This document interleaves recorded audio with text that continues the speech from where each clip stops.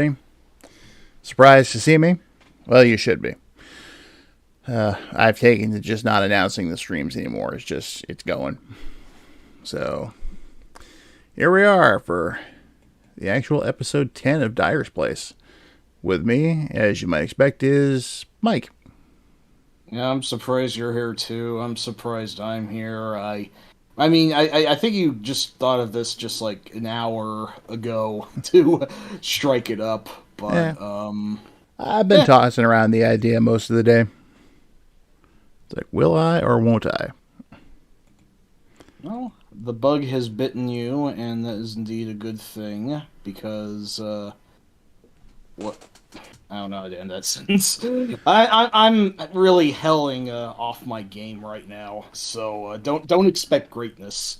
Well, I think I'm pretty well off my game too, so it's I haven't really thought about Dyer and Betty in some time, to tell you the truth. Not the streaming, not the.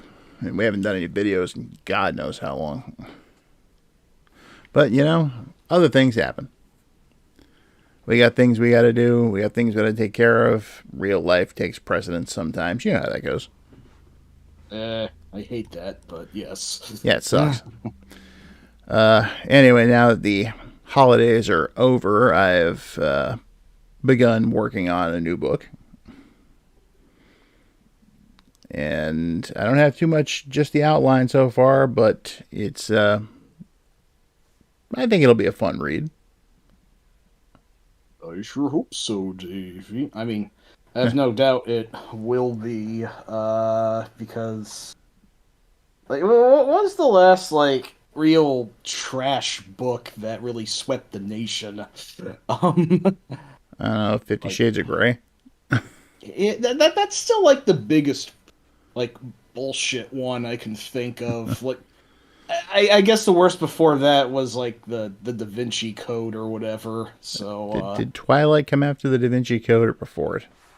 yeah, it came after, if I'm not Uh, mistaken. Also, hello, Sharon.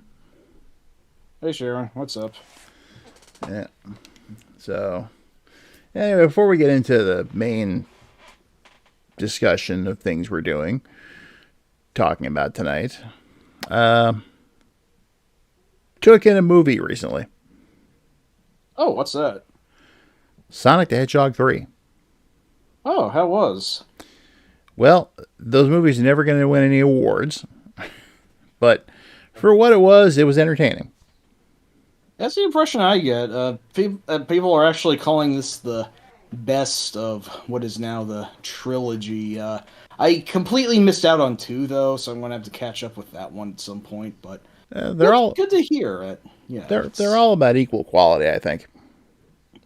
yeah, And that they're more entertaining than you'd think they'd be, and somehow among the best actual video game to movie adaptations out there. Which kind of ironic that Sonic actually got ahead of that because of how mixed his games have been since like the mid 2000s or whatever.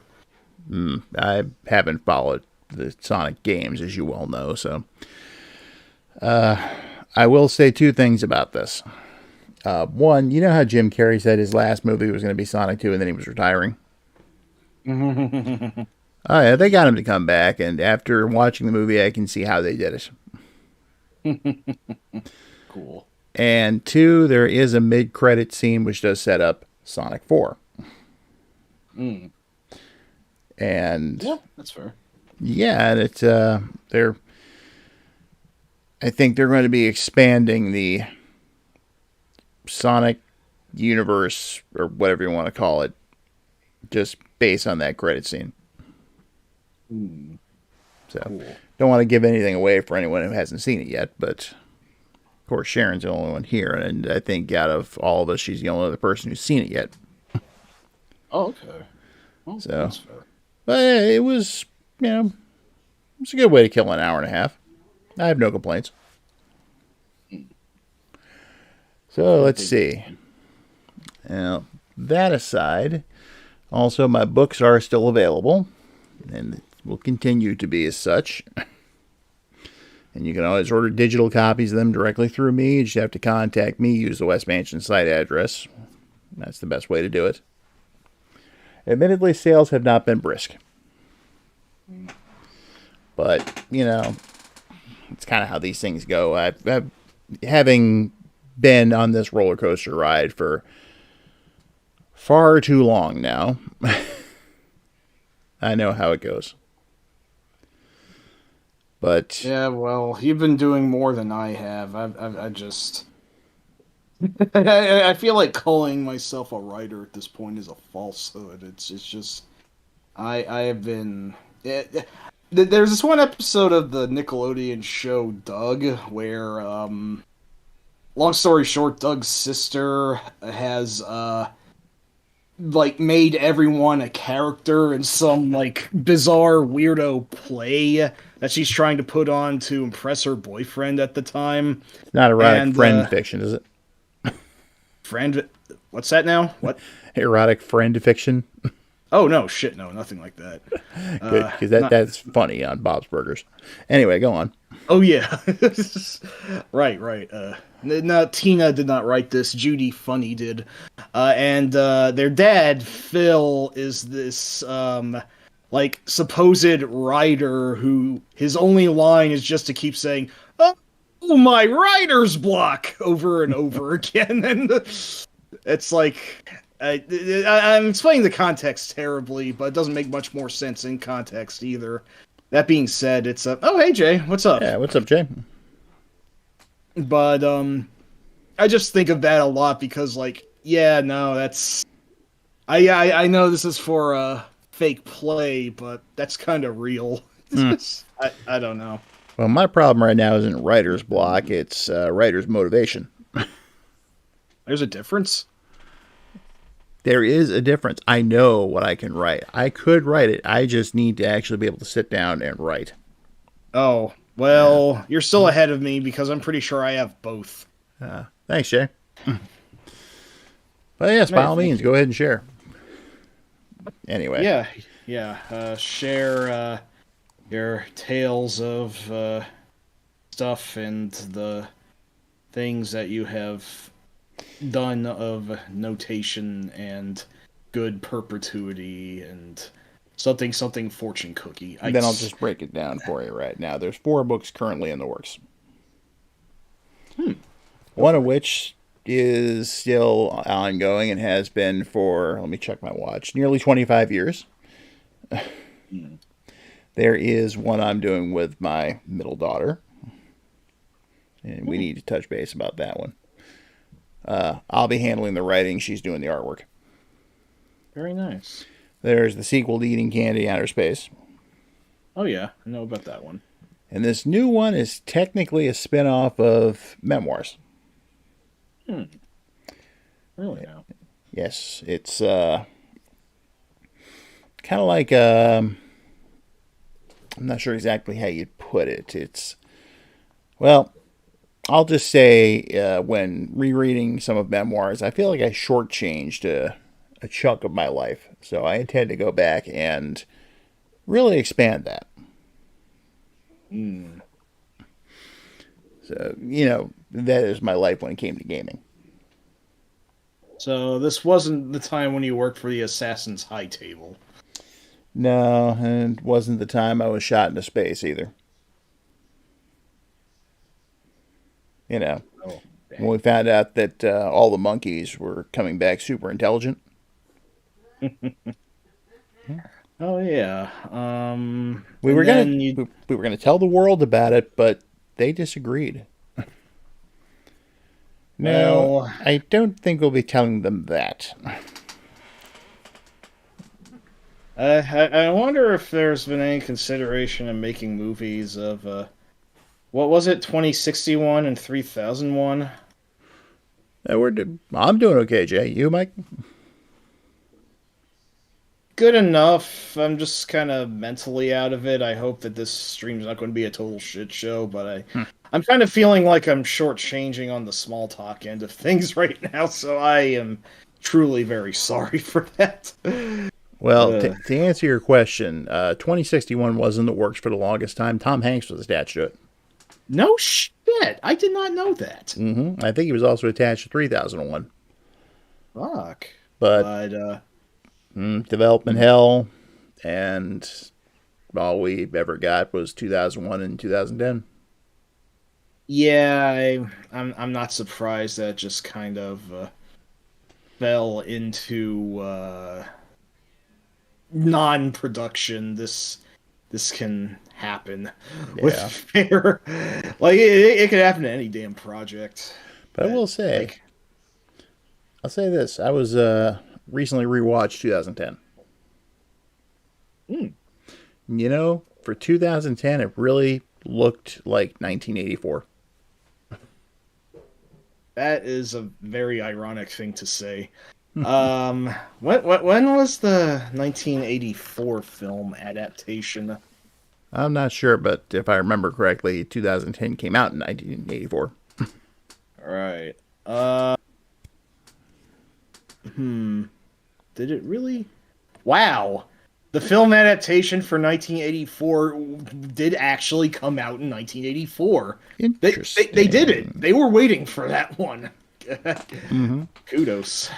I thought it was funny, though. There's a scene where Dr. Chandra is going to go ahead and temporarily disconnect Hal's equivalent back on Earth so Oh, he can study what caused Hal to go nuts. no. And he goes over to the terminal and he types in a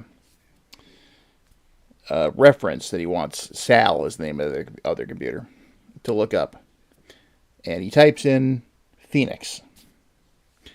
And just, hey, Eugene, what's going on? Hey, hey, Gene. Thank you for attending this suddenly popped up stream.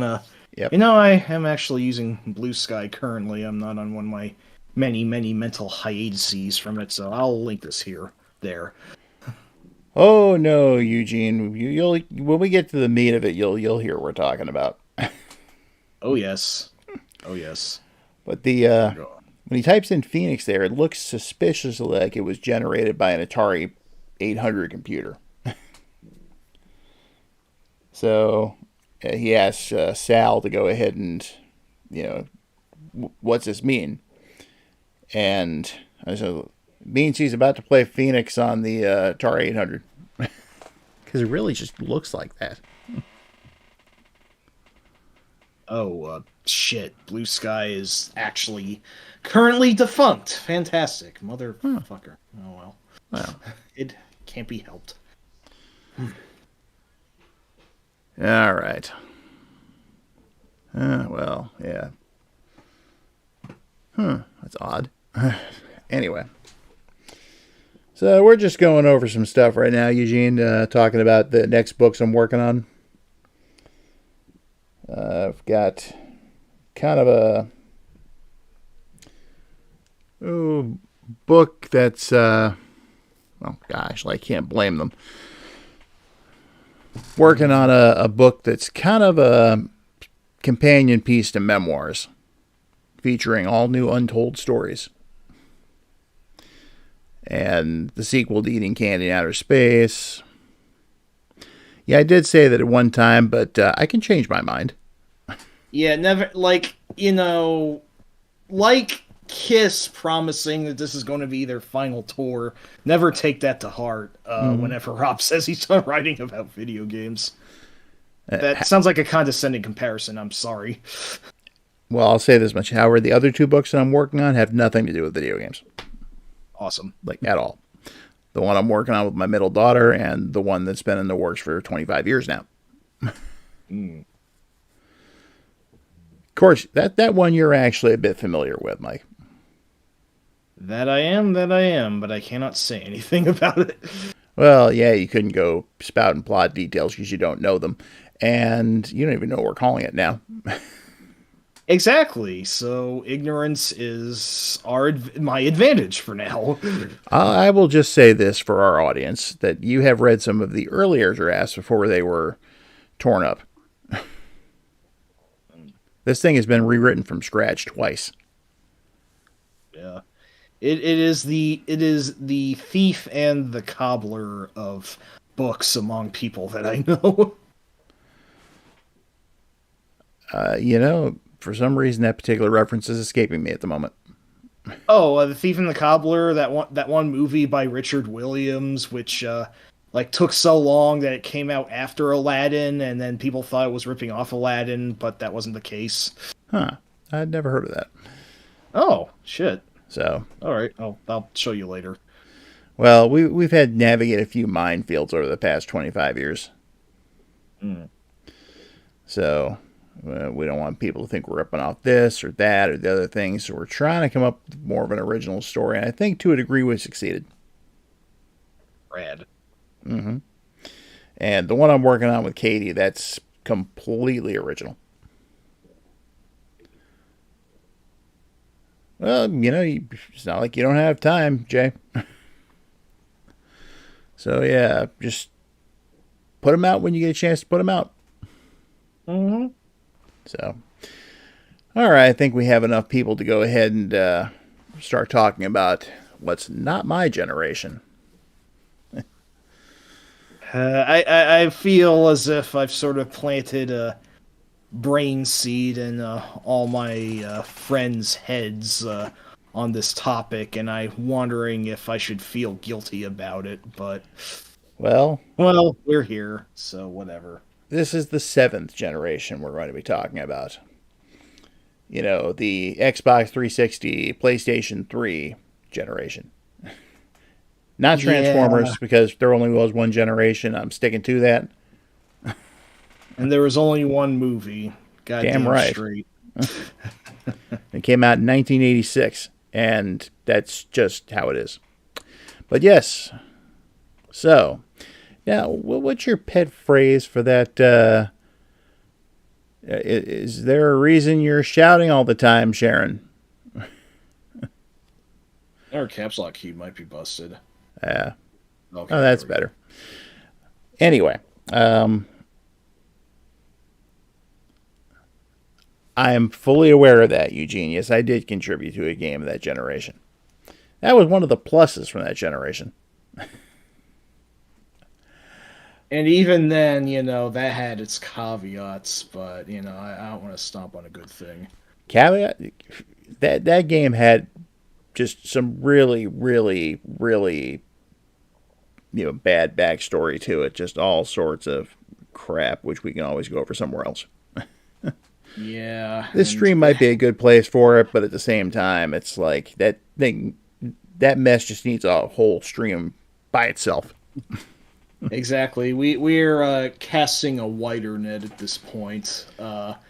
Upon something that I just keep ranting about, and I swear that I've buffaloed everyone into hating it too, but, well, no, so some people I know still heartily think that this generation had its upsides and that it's arguably better than where gaming is today. They can think that if they want, but I don't know. It still sticks out as just a particularly bad time. To the extent that I was actually considering just quitting gaming wholesale in I don't know, 2008, 2009 or whatever. Well, I don't know when I did that. I mean, I was in college at the time, so my playing of video games was massively reduced, but still, there was also not a lot that was particularly speaking to me at this point. Hang on. The Radio Shack Game & Watch ripoff generation? Eugene, you'll actually have to explain that. That's you're not talking about Tiger handheld electronics, are you? Oh, that's all I can think of is Tiger stuff. Yep, and how about that Game.com or Gamecom or whatever the fuck it was called? Let's not talk about that thing. Yeah, let's not. I'm not gonna. By the way, was the Wii a part of the seventh generation? Yes, it was. All right, so let me establish for those who aren't as familiar what the seventh gen is precisely. It arguably started at the late end of 2005 when Microsoft's sequel to their Xbox console, known as the Xbox 360, was released first in North America, November 22nd, 2005, Oh, But the one that caught fire all the time.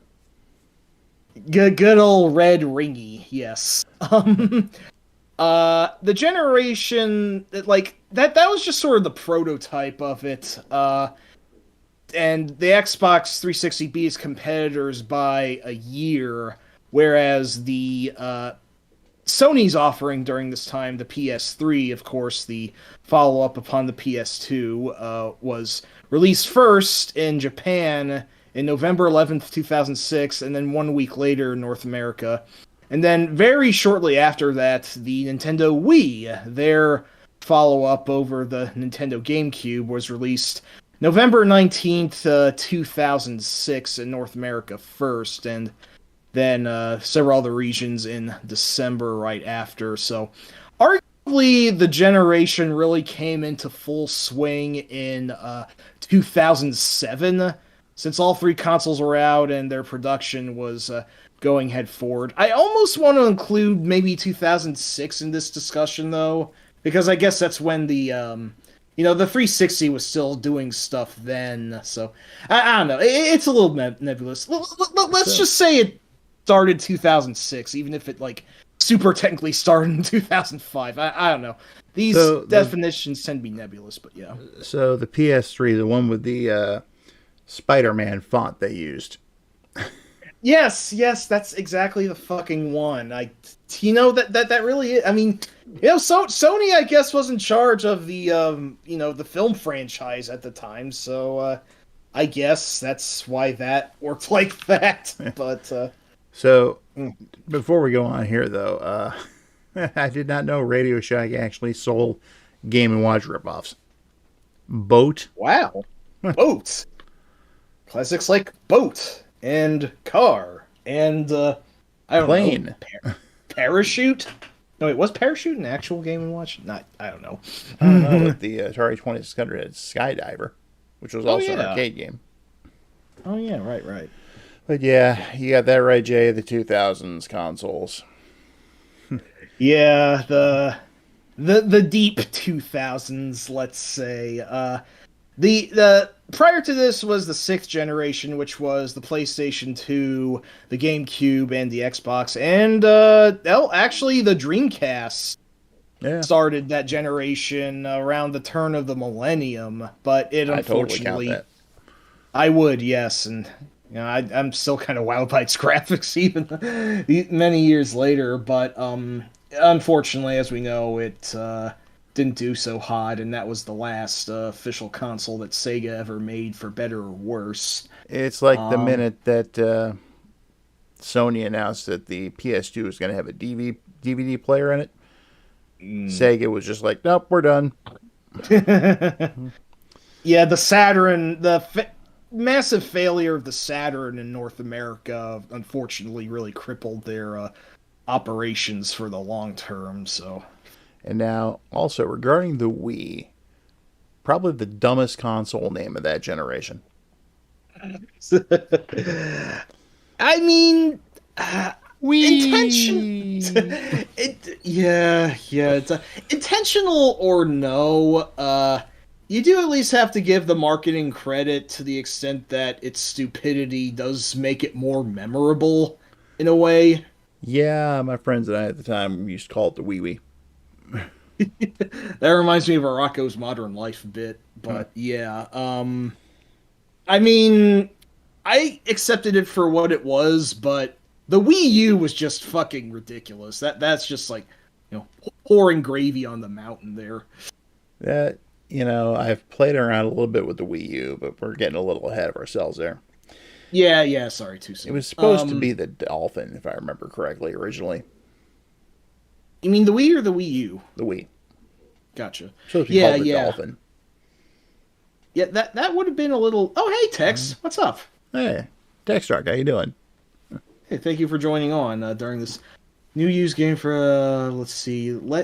I am slightly familiar with the Lego Star Wars series, but I don't think I've actually played any of them, unfortunately. But I've heard they're fun. I'm not a fan of any of the Lego games that I played. Not even Indiana Jones. Oh, well. I did go through the first one. I tried playing the second one, and it just wasn't doing it for me. Yeah, I really don't have much comment on them, unfortunately. So, But anyway, Lark. here, how about something you do have a lot of comment on? Okay, what was that series that came to kind of define that generation? All right, so Hmm.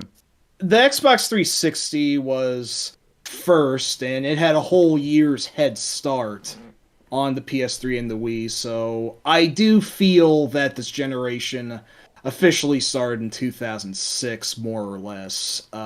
Because the Xbox 360, it started out pretty modestly. Like, oh man, what was its release history? Can I even scratch that up? I don't know. Yeah, I Uh, don't need to worry too much about the history of it, but Let it's me like, see. why was it bad? Or at least to you? Mhm. Yeah, that is the question, is it not? All right. Oh crap! It's divided into two lists. Oh well. All right. So, man, what was even like at first, like back in 2005, relatively modest stuff was released for the system when it first came out. I know Bejeweled was actually kind of popular, and it ran on the 360, which had popularized downloading smaller scale games at that time. But I mean that for as successful as it uh, was also a corollary to the system having main actual DVDs. I'm pretty sure they were DVDs at any rate released for the system, and uh, I couldn't tell you about its history throughout 2006. And honestly, my research for this era is poor. I'm going to be mostly going on the heart for this one, so if that bothers you, I apologize, but it is what it is. Yeah, don't Anyway, bug all me. I'll this be doing the same thing. exactly. Yeah, all this build up to say is that almost 1 year after the release of the 360, on November 7, 2006, was Epic Games' Gears of War, which I think was touted as and this term always bothered me, but it is what it is, quote unquote fucking killer app, I guess, for the 360. Like, this was the exclusive one. This is the big one we have. We have Gears. We've got action. We've got shooting all these alien bastards. We've got all this manly grit for, the college kids at the time. Ooh-rah Marine and bullshit. I don't know. Talking about the frat boys, aren't you? Yeah, those guys. I Uh, have such a mixed history with Gears. Jesus Christ. they're always on here like headshot, boom, headshot, boom, headshot. Now I'm Yeah, those teabagging guys. you. Yeah, 360 no scope or whatever.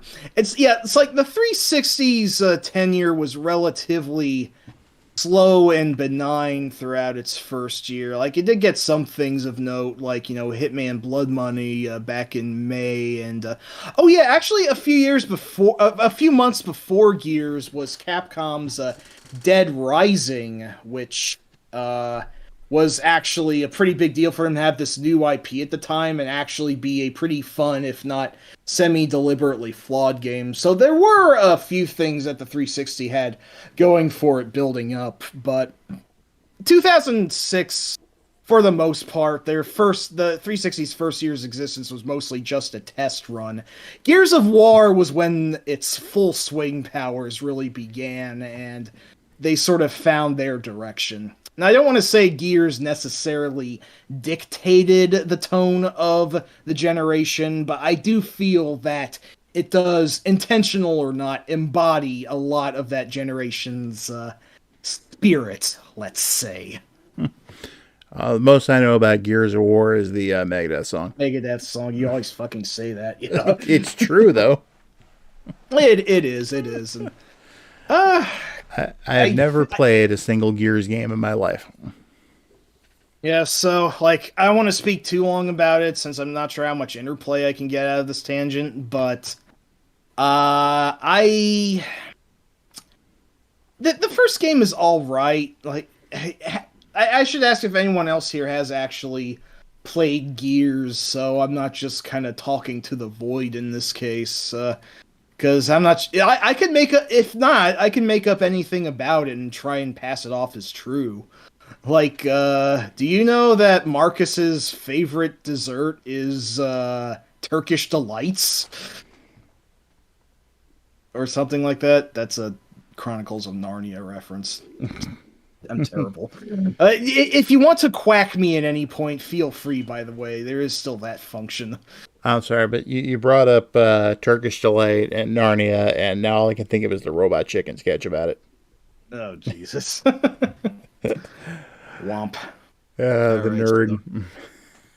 So no one else here has played Gears. Well, I don't want to talk about it too much. Like, long story short, like I played the first game actually not too long after I got my 360 because I kept hearing like this was like the big one to have, and I thought it was okay, except two parts in it really fucking pissed me off, like some real roadblocks, and weirdly enough, it didn't have an actual like normal difficulty. It only had like easy and hard and harder on it.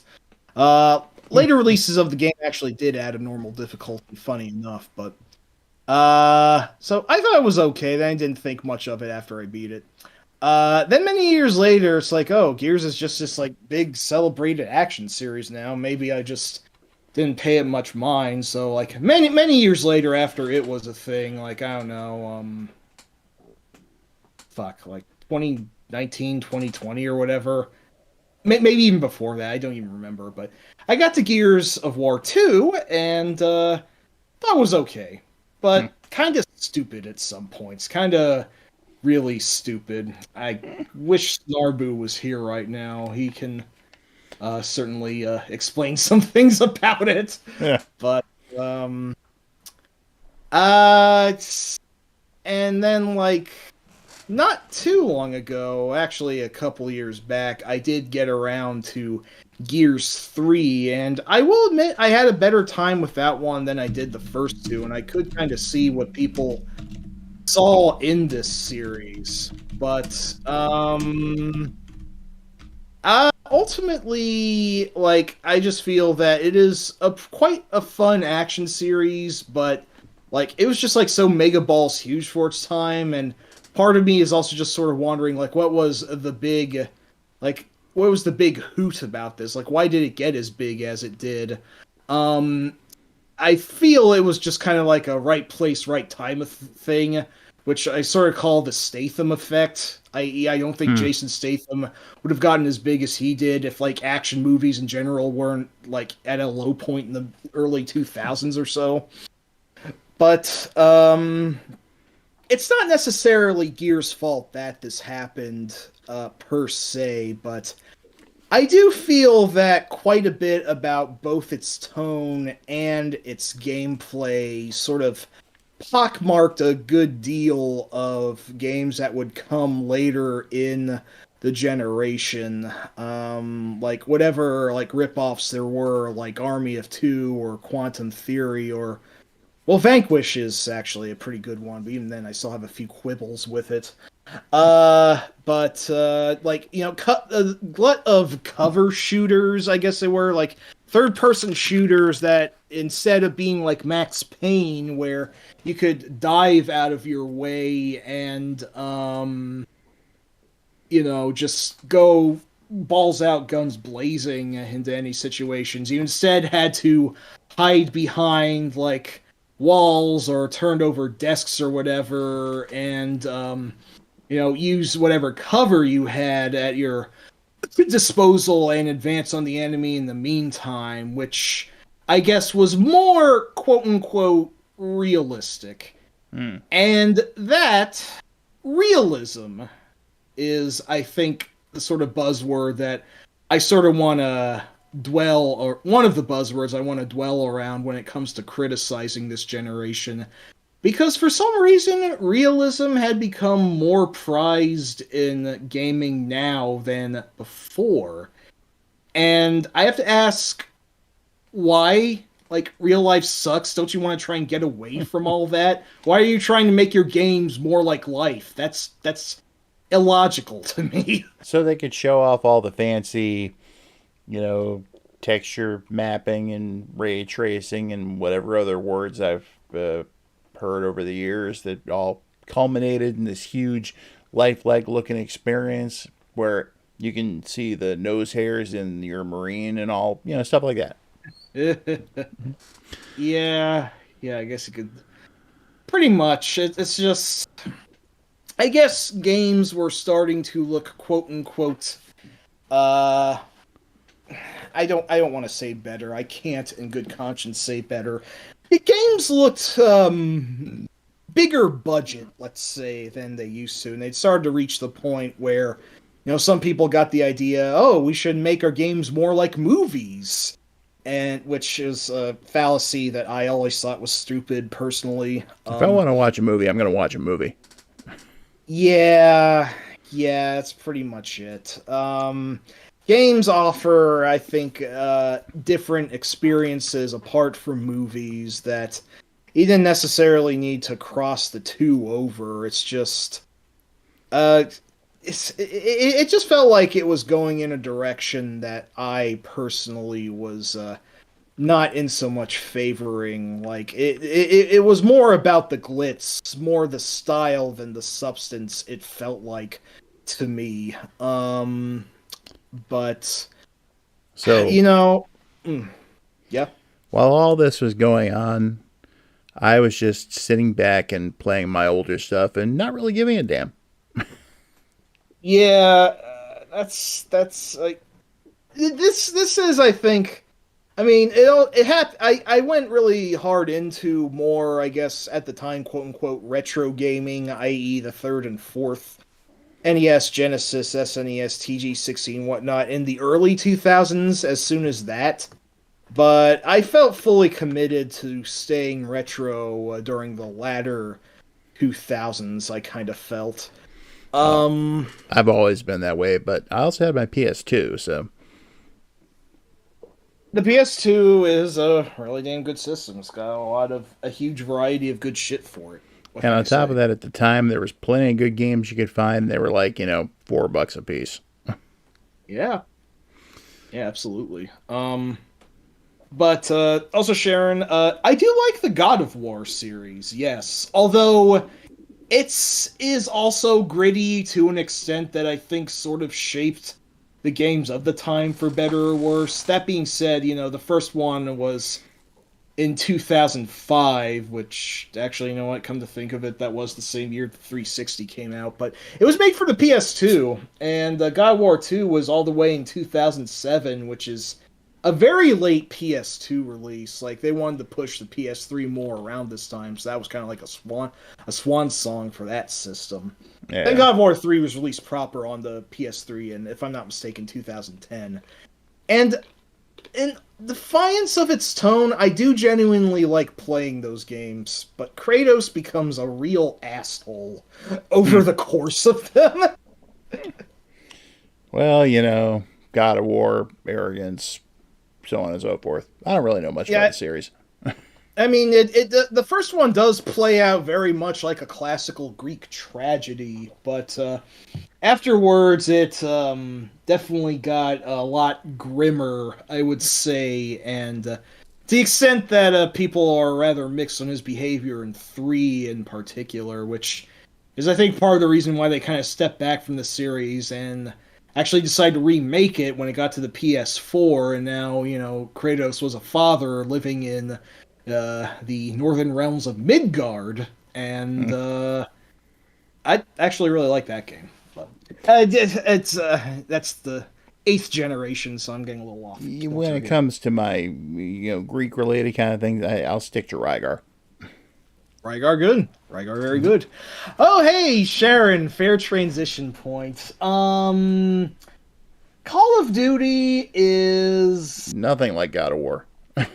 no, it yeah. First off, yeah, it's nothing like God of War. Call of Duty is, I think, maybe even more so than Gears of War, kind of the magnet to which the Moes of the world were drawn to during this time. Quick To aside gaming here in before you general. go on. Yes. If anyone doesn't understand the term Mo, if you've never read Calvin and Hobbes, then it'll be lost on you. But if you have and you remember Mo, then yeah, Mo was the bully in Calvin's class who basically had one brain cell, and it was all geared towards beating kids up. Yeah, basically the sort of like, low end high school bully sort of mentality, the like, the sort of jocks who want to go home and fuck the prom queen, to paraphrase Sean Connery. But yeah, Call of Duty actually did not start in the 7th gen, so the early series, I think, is slightly less emblematic of what would embody the 7th gen. The first game, I think, was released back in 2003 on the PC and the PS2 and the Xbox at the time. And like the series started out as World War II shooters. Call of Duty 2 was actually a very early 360 release. I think actually it was a launch title to boot. Yeah, November 22nd, 2005. That was around the launch. And then Call of Duty 3 was released to mixed reaction next year. Like the early Call of Duty, it is what it is. You can maybe still kind of call it propaganda, like, the Allies being the Axis, historical shooters and whatnot, but it wasn't as it didn't really embody the 7th gen mindset or grind set, if you will, as much as what followed this era of Call of Duty. Because on November 2007 dropped Call of Duty 4 Modern Warfare. And this is where gaming took a sea change. For the objective worse, in my opinion. Okay, objective in my opinion. That's a oxymoron there, but yeah, Modern Warfare, like, they were less interested in just retelling the 1940s heroic tales of yore, and they wanted to tell more now their own story, where Middle Eastern terrorists are doing bad shit because, 9/11. It was 6 years ago, but still, 9/11, 9/11, 9/11. Should have stuck with the World War II setting. I genuinely wish they did, because Modern Warfare is where the series started to get more insidious. The first game, maybe, except for the fact that, yes, the enemies are Middle Eastern bad guys, or actually, I think one of them was Russian also. I don't remember. It's been ages since I played it, to be honest. But, I will give Call of Duty 4 credit now and again for actually subverting what you'd expect. It actually, the U.S. forces, spoilers, lose badly in this one, to the extent that it's up to the British SAS forces to try and save everything. So America didn't win the war in that one, and that I do respect. But it still felt like this is the point where they wanted to, like, still be realistic, but stick to fictional story. Like, how do I say it? They wanted to weave their own yarns of tales of war, and try and I guess say things without really saying anything about how modern war is, like, the forever war and terror and that bullshit. I'm obviously not going to get too political right now, but Yeah, I well, don't know. Yeah. thing is that it just kind of became the poster child for that entire generation, it felt like. It really did, yeah. I mean, the next game after Modern Warfare did actually jump back to the World War II setting. It was, World at War, which actually focused on the Pacific theater of operations. which was not as common, I think, as Germany or Italy. So, kudos there. No. But the game to follow World at War was Modern Warfare 2, and this is where I think the series, big budget Michael Bay bullshit really started to get ahead of itself. Started to cross the line, huh? Modern Warfare 2 was the one with, if you've heard of this back in the day, the fucking quote-unquote no Russian mission, where you're playing as, I think, an attempted mole trying to infiltrate a Russian sect that's trying to do a bad, and it involves you just shooting people at an airport defenseless, and having to be this bad guy just so not to blow your cover.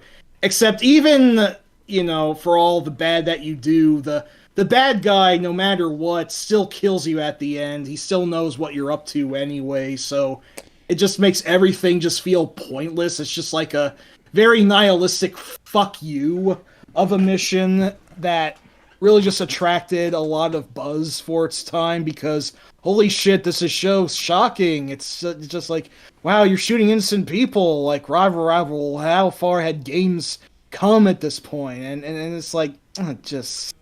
Even I heard about that one. You couldn't fucking get away from it. And I'm of two minds of it, because I feel like I'm sort of betraying my principles no matter what side I speak about here. I'm pretty sure it did attract like a hornet's nest, the angry mothers and the Joe Liebermans of the time that would have denounced games as these sort of degenerate tools of violence that's making tomorrow's, mass mall shooters or fucking whatever. With Jack Thompson leading the charge, I'm sure.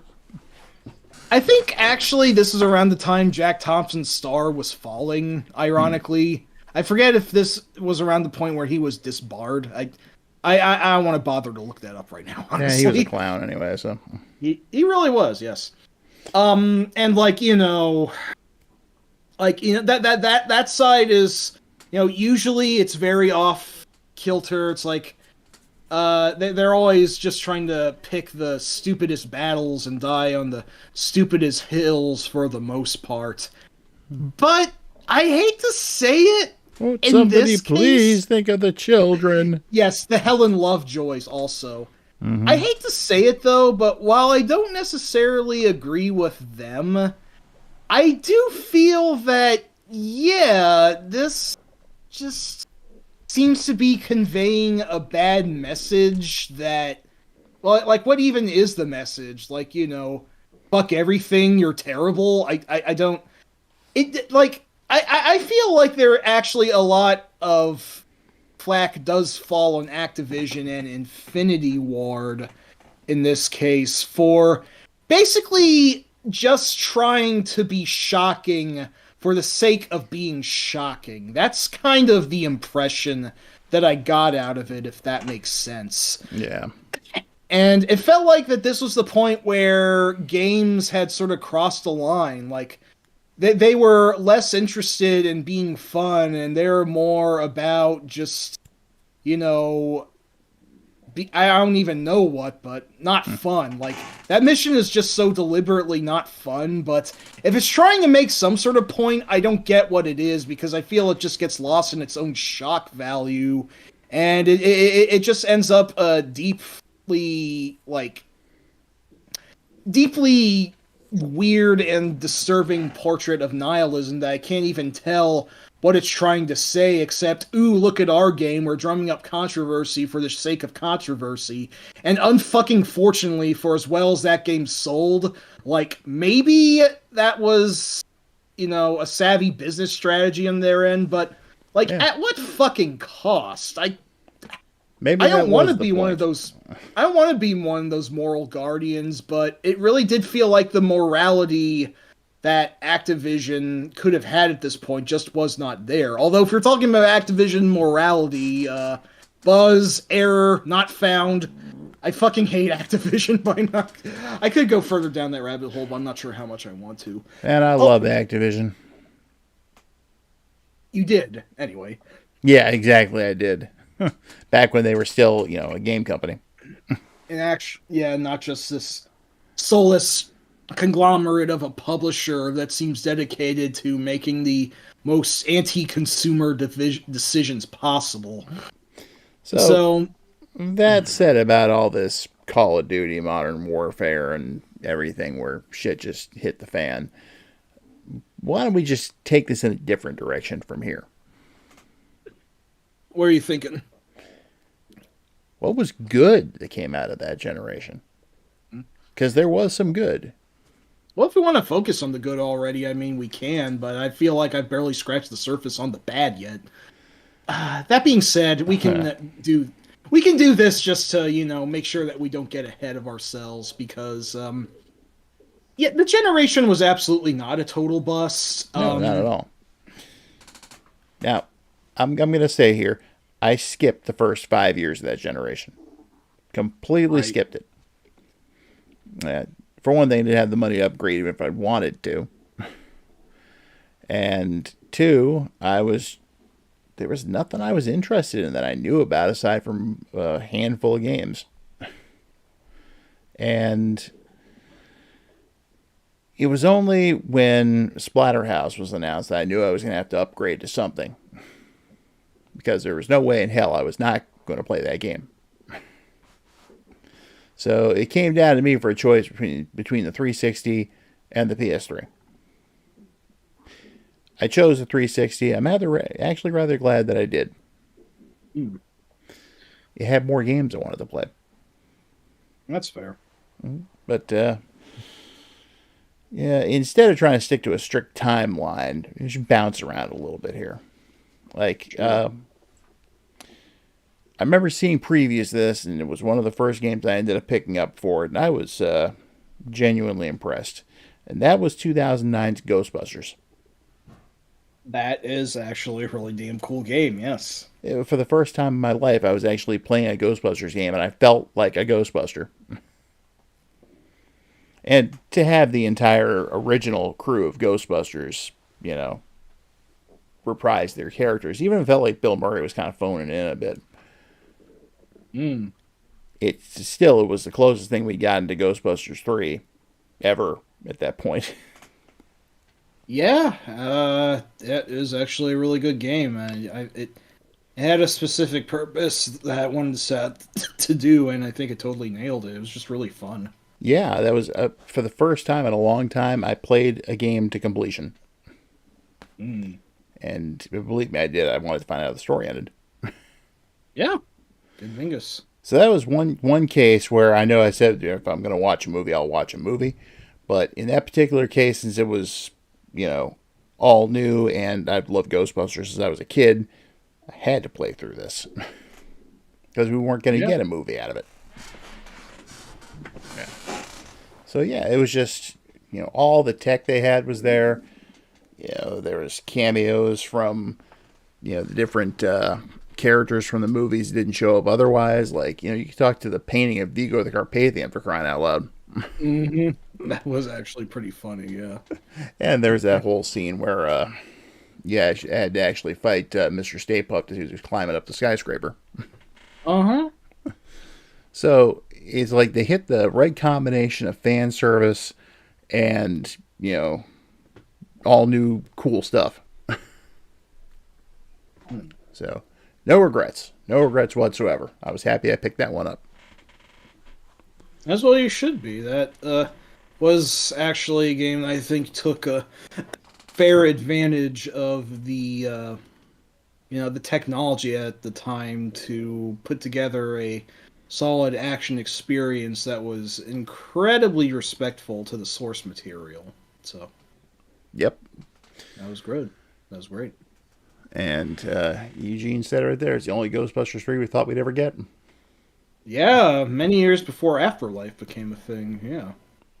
Yeah, the Wii and the PS2 version, I think, were definitely more cartoony. I know the PS3 and the 360 ones were, fairly accurately modeled after the actual actors. Mm, exactly. And it was fun playing with those new toys you had, like the proton beam where you could actually pick stuff up and throw it around. Oh, I forgot it was re-released for the Switch. Yeah, definitely do that sometime. Yeah, absolutely. He really was. He was just. It's like, come on, Bill. We know you said you didn't want to be in any more Ghostbusters movies, but oh well. Well, eh, uh, It is Bill I Murray we're talking about here. yeah. I was gonna say I have no comment. Just if you know Bill, that makes sense. Yeah. But hey, at least he was willing to come back for Afterlife and Frozen Empire. Yeah, that was a good thing, at least. So. Even if his appearance in Afterlife basically amounted to a you know kind of an extended cameo. A cup of coffee and then some, as it were. Yeah, But was what it was. yeah. And there was some other games that came out. Like I remember hearing so many bad things about Bionic Commando. Oh yeah. Some of which were completely justified. Unfortunately, Others yeah. were not. Yeah. For example, the story is one of the most asinine things I've ever heard. Yeah, I mean, I'm still not the hugest fan of how they remade Rad Spencer into this angry, dreadlocked white guy who looked like he'd be fronting a new metal band at the time or whatever. Yeah. That's why whenever I do play it, I play with the quote unquote classic skin. Yes, So at as least he well you looks more should. the part.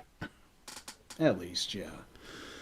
But the gameplay was solid. I think it was It fun was swinging around. it was actually very fun. Yeah, the sense of actual physics and gravity that you could get out of it was, exhilarating. It Mm-hmm. you really could go flying high with your bionic guy, as it were, and yeah, Still haven't and finished it though. yeah, it also didn't back to the cover shooter curse at the time. You didn't take cover. You just fucking flew everywhere, Yeah, pretty much. and that was very cool for what it was. Yes. And another point I want to bring up here is that that was also the same era where digital downloads started to become a thing. Because remember, Bionic Commando, with that came Bionic Commando Rearmed, Hmm. which, Yes, of course. I liked Rearmed well enough. It was a nice way to update the NES game to, modern stuff. But in all honesty, I'm always going to prefer the NES game. As well will I. I. They did they did deliberately yet justifiably nerf the rocket launcher to an extent. Like it was a more realistic launcher in the sense that you could actually blow yourself up with it. It Yeah, was still very powerful, but it wasn't the super broken megalith of a weapon that it was in the NES version. So I would probably always go for that just for that because sometimes I just like the sense of power that a weapon like the NES rocket launcher gives you. So, your number's up, monster. and then the most violent action of justice ever on the NES. But, then later on they did Bionic Commando Rearmed too. And, that. Okay, sure, they stuck Rad with a really goofy looking mustache. Yeah, they did. And they gave him the ability to jump, or more hop, Yeah, they but did. they committed a cardinal sin with that game. Was that? It was boring.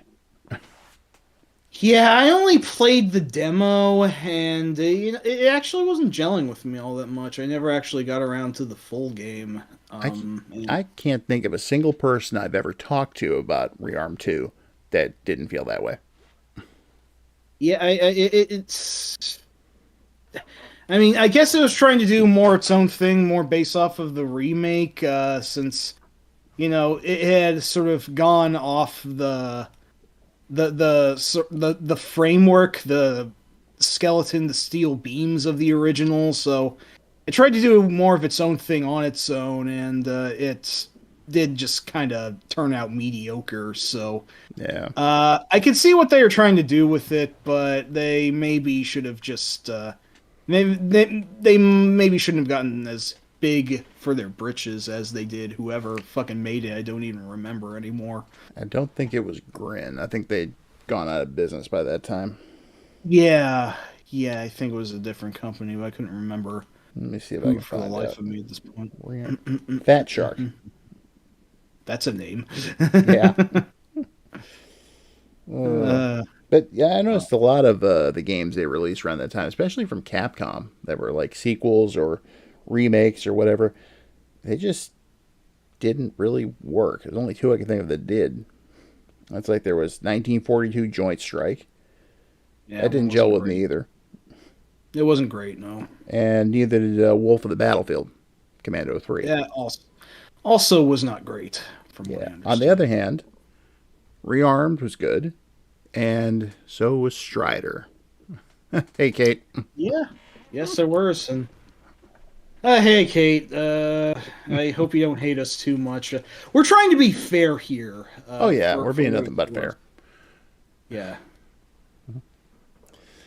I But could probably get even angrier, but I did just want to say no Russian fucking sucks, so I at least got that out of the way. But we'll yeah, think about where else I can go for better or worse. yeah, and but let's see. There was some other really good stuff that now my main line of experience with that generation was with the 360. I played a couple of PS3 games here and there, and a little bit on the Wii. Mainly on the Wii, I just played the WiiWare games, or in this case, the Rebirth games. Right. So, and I like Castlevania: The Adventure Rebirth, but seems to that's one of the games seems like less would have been more. Maybe. Yeah. Contra Rebirth has been really cool from what I've played of it. Uh huh. And how could anyone not like Gradius Rebirth? Yeah. That is indeed a good one. Yeah, but I didn't really know anyone that had the Wii at the time, and I never got to. I don't think I've ever properly used the nunchucks or Wii mode or whatever you want to call it. Well, yes, Gradius Rebirth this hard. Wouldn't be Gradius if it wasn't. That is true. Yes. So I never got to actually play anything worth playing on the Wii. Uh, have you, Mike? Well, I did play a Super Mario Galaxy 1 and 2, and those are indeed very good.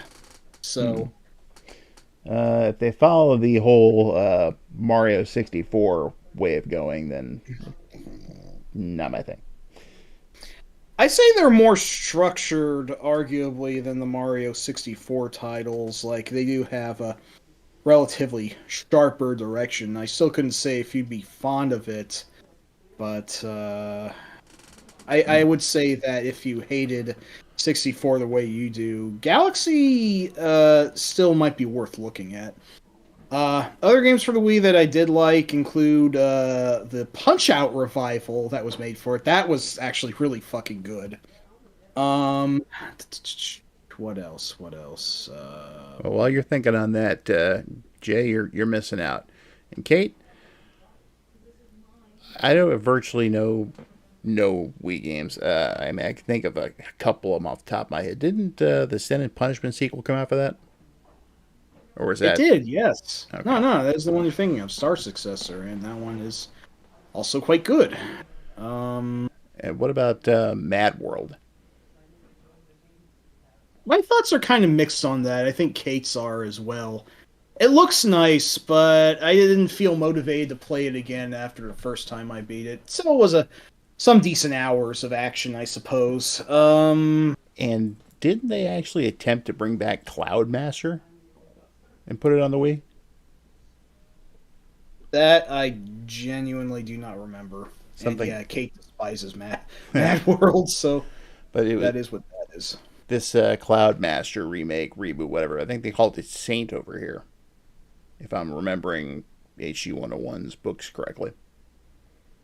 Shit, I do not remember much about that, unfortunately. But yeah, I can't think of a single other Wii game except, I guess, they did a Zelda and they did a couple of Metroids for it too, right? Yeah, Metroid Prime 3 came out for it, and that was quite good despite a few foibles. Although the Wii is also home to the infamous Metroid Other M, which I never played, Yeah. but some people tell you it's not as bad as everyone else says, and other people say, holy shit, this is terrible. I really don't know what to follow on that end since I've never tried it, and I'm not sure if I want to, so. Now, the Wii did have some fair gems on it, like this one adventure game that Capcom made called Zack and Wiki, The Quest for Barbaros's Treasure, I think it was something like that.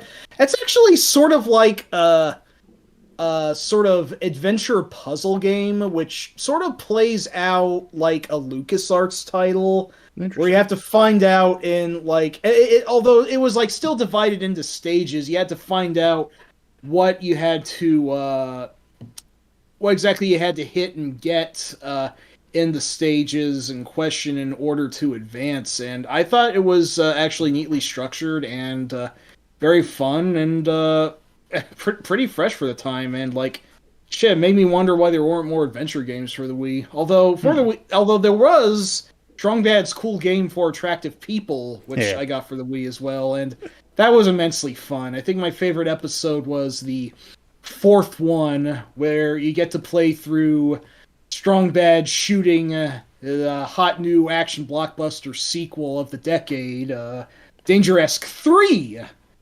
which I don't want to spoil too much, but it is incredibly hilarious. He's Danger-esque. Yes, Danger-esque 2, even. Yeah.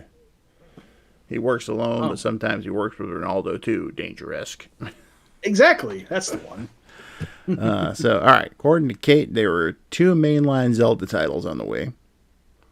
And Right, I did get Twilight Princess. I was not the hugest fan of it personally.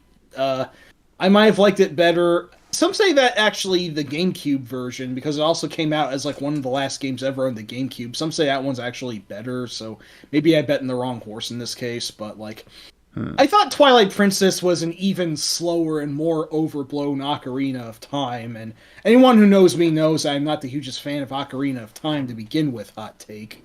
yeah, I stopped playing Zelda games after the first and only Game Boy game, if I remember correctly. Link's Awakening is still my favorite. By the way, Sharon, everybody do the flop has nothing to do with Strong Bad. I absolutely have no idea what that is. I'm sorry. I'll have to show you at some point.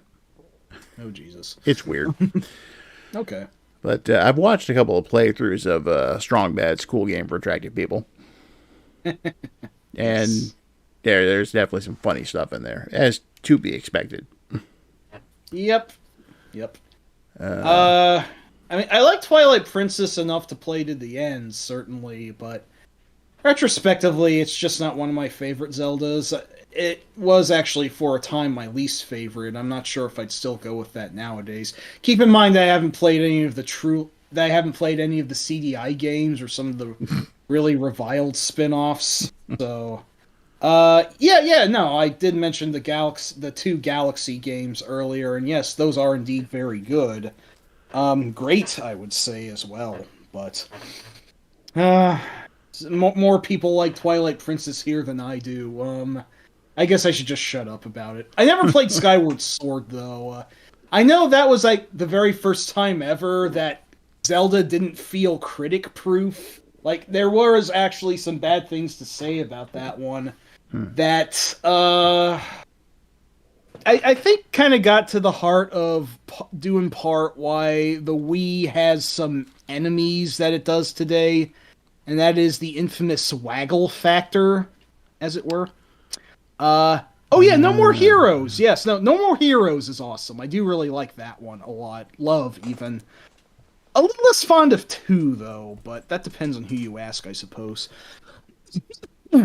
But yeah, the Wii did have some good things on it, but I look over the list and there aren't as many good things for it that I remember personally. Maybe it's just, I don't know, like, it's good stuff, but I think they've had better eras, all things considered. And I won't lie, yeah, right. Suda was not as hands-on on 2. It just felt like the tone of the first game was watered down, so to speak. And Shinobu's parts were just really shitty to play. I'm sorry. Now, I'm curious But about something. what's up? Was there a single shooter on that besides Gradius Rebirth? Wow, what other shmups were there for the Wii? That is a good question. I know there. I mean, one upside of the Wii is that there was the Virtual Console, which brought like emulation of past eras more so to light, and that did include several TG16 games. Yeah, but I'm not Which counting those. I'm talking about, like, Wii exclusives. And what's Blastworks? I actually don't know what Blastworks is either, unfortunately. Um, what else is there? No, that I don't think that counts. Da, da, da. What else? What else? Oh, hey, that Cloudmaster remake. I'm seeing this game called Monkey King that looks kind of like that. Maybe that's the one you're thinking of. I don't know. Possibly. Was there also a new version of Alien Syndrome for the Wii? Apparently there was, but I couldn't tell you about its actual quality. To be honest, I'm not sure. Oh, Like so yeah. there was like I said, there's just a lot about this era that I was just sort of tuned out on. So I certainly claimed not to be any sort of authority in this case. Right. There was kind of a Star Soldier, but it wasn't a full on game. Interesting. According to Kate, Blastworks was kind of like a Wii version of Desimon. Yeah, the custom shmup. Right. Huh. But I'm not sure if I've heard of that one.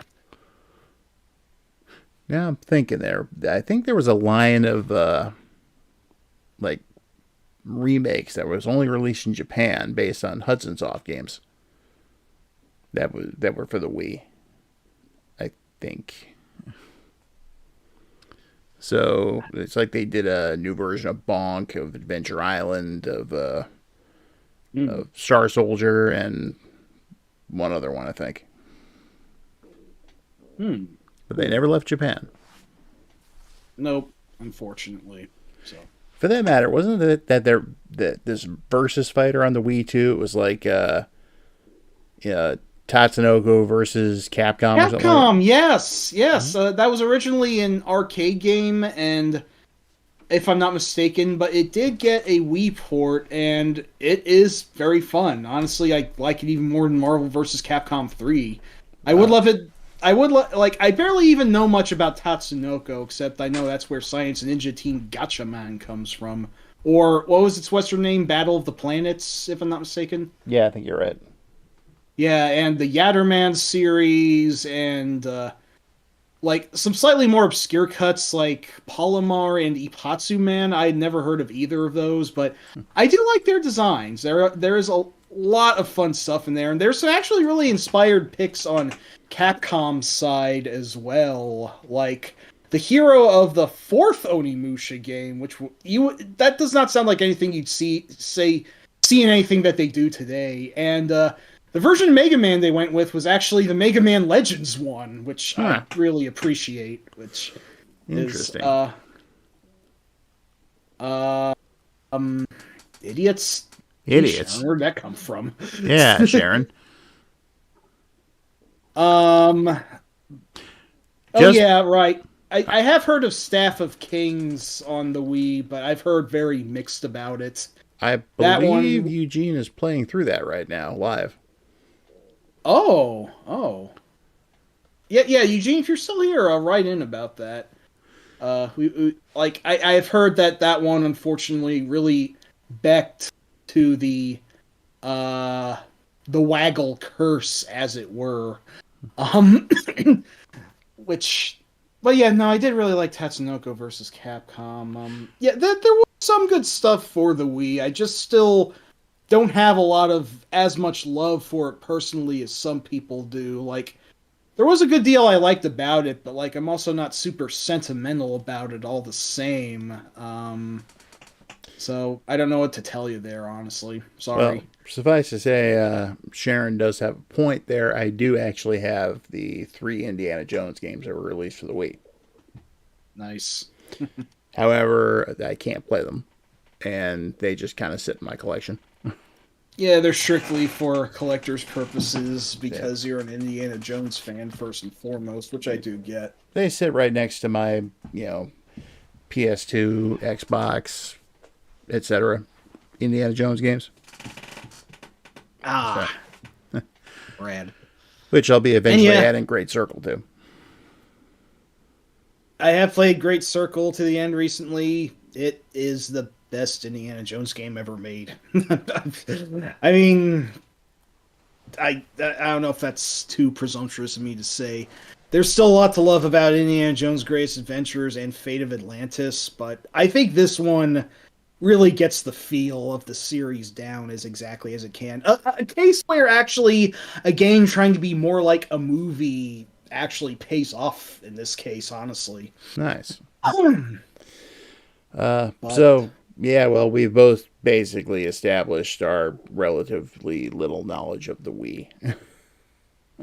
yeah, I feel as if again, we haven't streamed in a while. I've barely podcasted much during this time too. I feel kind of really off my game here. So if there is more I could say, I genuinely cannot think of what to say about it, and I do apologize for that. Don't worry about it, Sharon. I figured it was a typo. Yeah, autocorrect make some very embarrassing things like that. I gotcha. Yeah, that ducking autocorrect. God donut, as I saw type once. Now, if you move to the PS3, I can count the number of PS3 games I've played on one hand. Which ones have you played? Let's see, I played Splatterhouse You have, yes. and Duke Nukem Forever What why? because it was there and I was offered a chance to play it. How? I was hanging out with Brenton one day, Oh, and he happened to have it, and he showed it. He's like, "I'll try it out." I'm like, "What the hell? Why not?" had he just gotten it? Did he know the infamous reputation that one had garnered, and he just wanted to put it on for shits and giggles? Oh, he knew the whole backstory of the whole thing, Okay, all right. Well, that's fair then. but it came out, so he picked it up. Yeah. Okay. He actually didn't mind the game. If I remember correctly, he said it felt very much like a throwback to earlier first-person shooters, which, considering it probably been in development since those earlier first-person shooters had come out, that's probably why. That is actually a good point. Yeah, and I guess it was sort of downplaying the sort of things that you'd see in other FPS games at the time, which the immense popularity of Modern Warfare had also kind of gotten out of hand with. At least you were fighting a good variety of enemies.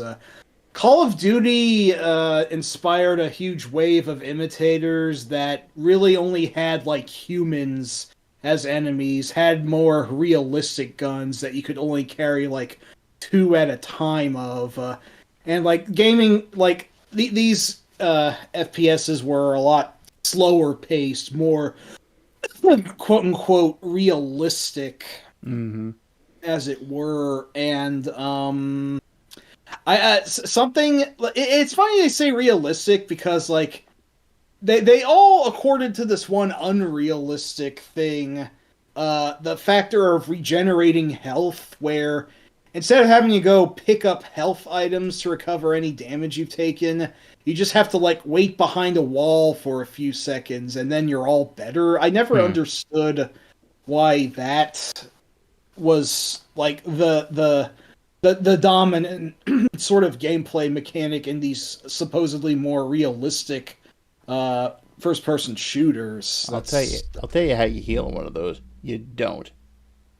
Yeah, like You get funny shot, enough, you die, you come back, and then when you lose your third life, you're dead. funny enough, Unless you put in a 30-man code. But go on. yeah, or that. Yeah, funny enough, there's actually this Doom mod that came out in like the mid 2010s or whatever called Hideous Destructor that is a much more blatantly realistic take than any of these military shooters, to the point where like you get hit by a bullet, you have to go through just by a single bullet, you have to go through this process of like removing and cauterizing and bandaging it up. Thank you, Kate. Thank you for stopping in. I'm about to get more negative now, so it's probably for the best that you flee at this point. But thank you so much for stopping by. We appreciate it. Yep, have fun, Kate. But yeah, this Hideous Destructor mod, like, you will die just, like, getting grazed by a projectile, and that is a much more realistic, I'd say. But, like, it just kind of felt like gaming had an identity crisis around this time, where, if I may sink back into the more negative side of it, oh, but here he goes. yeah, I'm ready. When Modern Warfare 2 got as big as it did, it kind of felt like to me that gaming took a little bit more of a sort of jingoistic tone. Like, a big thing about the 7th gen was that for the first time in like 2 decades, ever since Atari dropped the ball, it only took 5 generations, but like Western games, primarily games made in the USA in this case, although I guess Western can also encompass Europe and so on. Western gaming had somehow become a more dominant force for reasons I still don't fully understand, but like... yeah, that's pretty accurate. Kind of how I feel about that. Like, you know, EA's stuff or whatever was kind of, man, I need to even look up biggest games of the 7th generation. Like, what would we even say? I feel more like this about that whole thing.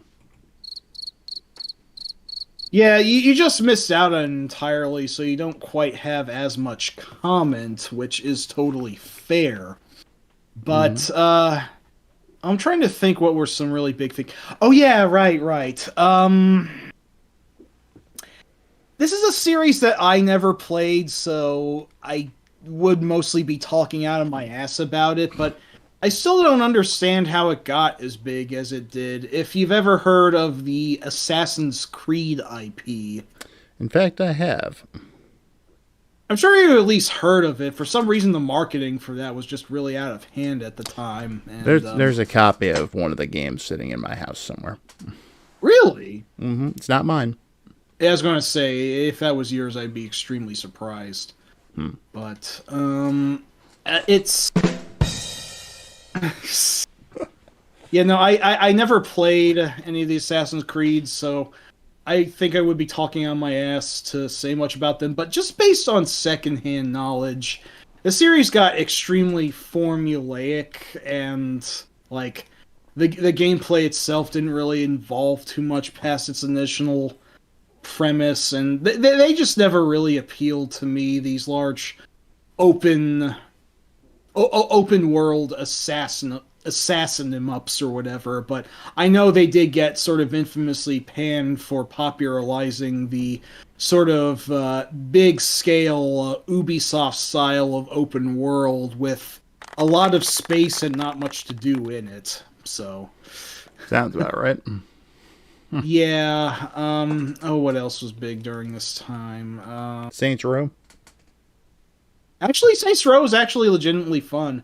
But in the meantime, Grand Theft Auto, which was still going big, it was less fun to me around this time. So it's kind of funny how that worked out. Saints Row. After, I gotta say, Saints Row gets points for me just for the dubstep gun. yeah, I think that I forget if that started in 3 or 4, but yeah, how the narrative worked, from what I understand, is that after Vice City, which you and I will agree is still the greatest Grand Theft Auto game ever made, and really the only one you need. Yes. Yes. Uh, I wanted to like San Andreas more, but ironically, I think it just got kind of crufty. That being said, it did offer crazier shit to do. I think you could pilot a jetpack at some point in it. But after Vice City and especially San Andreas had gotten goofier, for some reason Grand Theft Auto hit a point where it decided to be more realistic. There's that fucking realism again that's just kind of dragging things down, and that led to 4 being a more down-to-earth and gritty crime drama, which was like darker and more like something that Michael Mann would have directed or whatever. And some people had not liked that GTA 4 was more serious the way it was. So then along comes Volition, formerly the makers of Descent and Red Faction, to make their own take at Grand Theft Auto, and the first Saints Row actually beat GTA 4 to the punch, but it wasn't recognized as much because it was mostly thought of as being just overtly derivative. Just basically a GTA clone. Yeah, pretty much. Although it certainly did have some stuff in it that would become more emblematic of the series later.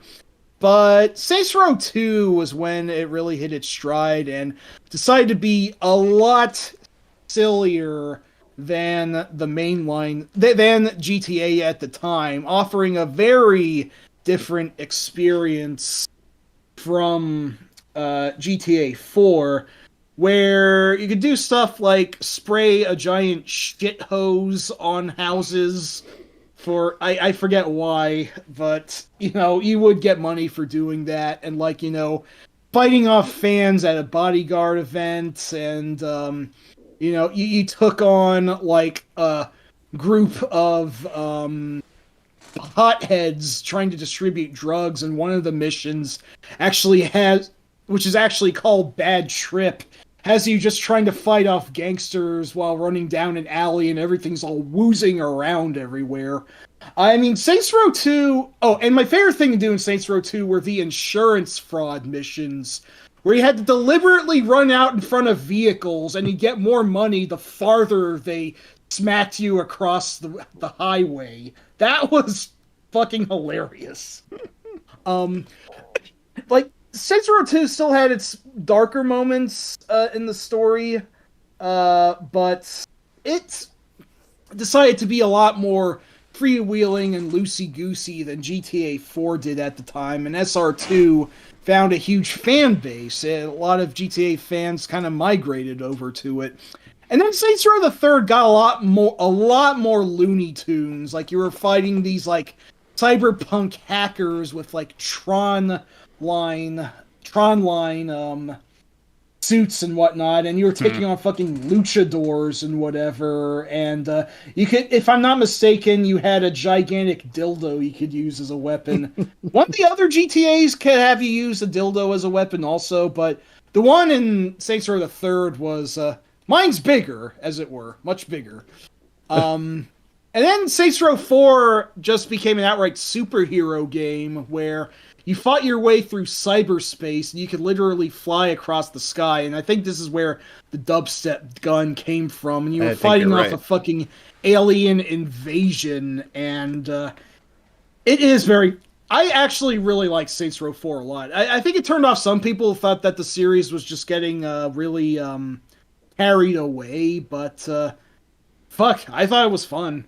SR4 is probably the last really liked one, though, because it went then to like some sort of spin-off whose name I even forget that was very tepidly received, and then it had an attempted reboot which was kind of critically blasted. So Yeah. it's kind of a shame how that worked out, but I did at least appreciate that Saints Row found a stride that was getting away from its more popular brother, as it were. I mean, I guess you could argue that GTA kind of found some of its craziness back when GTA 5 came out, but ooh, I hate the cast of GTA 5. Lots of unlikable assholes. They make Tommy Vercetti look like fucking, Saint Peter or whatever. Speaking of Rockstar, we should probably touch on the other big franchise of sorts that they have that started in that era. I actually do have good things to say about this one too. Well, there was on the PS2 a more straightforward action game that I Gun. think Capcom was also somewhat. What, Gun? Really? I thought it was called Gun. There was a game called No. Gun on the 360, but this one was not actually Okay. involved in the I'm series. I'm thinking of Red Dead Revolver. Yes, yes. Red Dead Revolver was this PS2 game that was a more straightforward sort of action series that was like a Rockstar Capcom co-joined of all things. Because like I think there's some plans to like make it like related to Gunsmoke at first, but then that didn't pan out. I don't know. I forget the exact story about that, but like it was relatively looked over for its time. And didn't make much of an impact until Rockstar decided to take the name Red Dead and apply it to a big old open world game set in the 1910s, when the Wild West was starting to become less wild, but there was still some wildness around. That's where we got Red Dead Redemption, the tale of John Marston, whose family is being detained by the government because they wanted to hunt down his old gang. That is a very Western premise indeed, and it is, by all accounts, a very harsh story for the most part. But despite how much of a downer it can be, I genuinely liked Red Dead more than Grand Theft Auto 4 and 5 at the time. That being said, I don't believe you've played much of, if any, of the main game, if I'm not mistaken, Rob. Yeah, what happened was I picked it up because I heard so many good things about it. And while it was definitely extremely impressive to the point of fooling our next door neighbor at the time, this older guy comes over and I was playing it and he's watching and he's like, Robert, what's this movie you're watching? It's like, oh, this is actually a video game. But it's when they announced I think it was the first major expansion for the game. Well, I'm a sucker for anything Weird West. And this fit perfectly. And I made it a point to grab that when it came out. And whereas I never got more than maybe, I don't know, half hour into the main game, I stuck with this one till the end. And of course, that's Undead Nightmare. Undead Nightmare is still one of the best expansions ever. It is a ridiculously wacky good time that just knows how to cut loose. Like, the main game was all serious and like Unforgiven and whatever, but Undead Nightmare was, for the most part, very deliberately silly and madcap and really fun because of it. I do remember there's this one immensely depressing side story involving a Sasquatch, but aside from that, the game knew how to take itself. And I guess even the fact that you were doing something sad with a Sasquatch was kind of bathos in its own way, so... Well, I like the fact was it's not just an expansion. You can actually, I still see them every so often out there. You could actually buy the game by itself on a disc. Yeah, this was a time when standalone expansions were becoming a thing, where like what would be arguably like it's kind of like a step beyond DLC content, where instead of downloading it for the game itself, it was something big enough that, while clearly based off of its parent game, was something that could be played and bought entirely on its own. These standalones were tantamount to what would have been known as expansion packs for PC games back in the 90s. like Spear of Destiny was for Wolfenstein. Quake had Scourge of Armagon, Dissolution of Eternity, etc., stuff like that. So the spirit of that was really carrying on, to be sure. Yeah, I That ultimately being got rid of Red Dead itself and just kept the Undead Nightmare disc. And that is totally valid. It is a hell of a fun game to say the least. Mm-hmm. Uh, I will say that I also really, really like Red Dead Redemption 2, in defiance of all things, but that was the eighth generation, so I'm not going to talk too much about it. Call me when they release Undead Nightmare 2. Sadly, no. I guess they didn't have the time for it. It Oh would have well. been fun to get another one of those, but that's not where Rockstar's heart was at the point, Yeah. unfortunately. Well, let's take a turn away from all this and go to one of the most outrageously batshit insane games I've ever played, but which also happens to be one of the most fun games I've ever played. Yes. El Shaddai, Ascension of the Metatron. I'm surprised we're saying so many good things about this generation. Well, it's kind of like, you know how my dislike of the Super NES?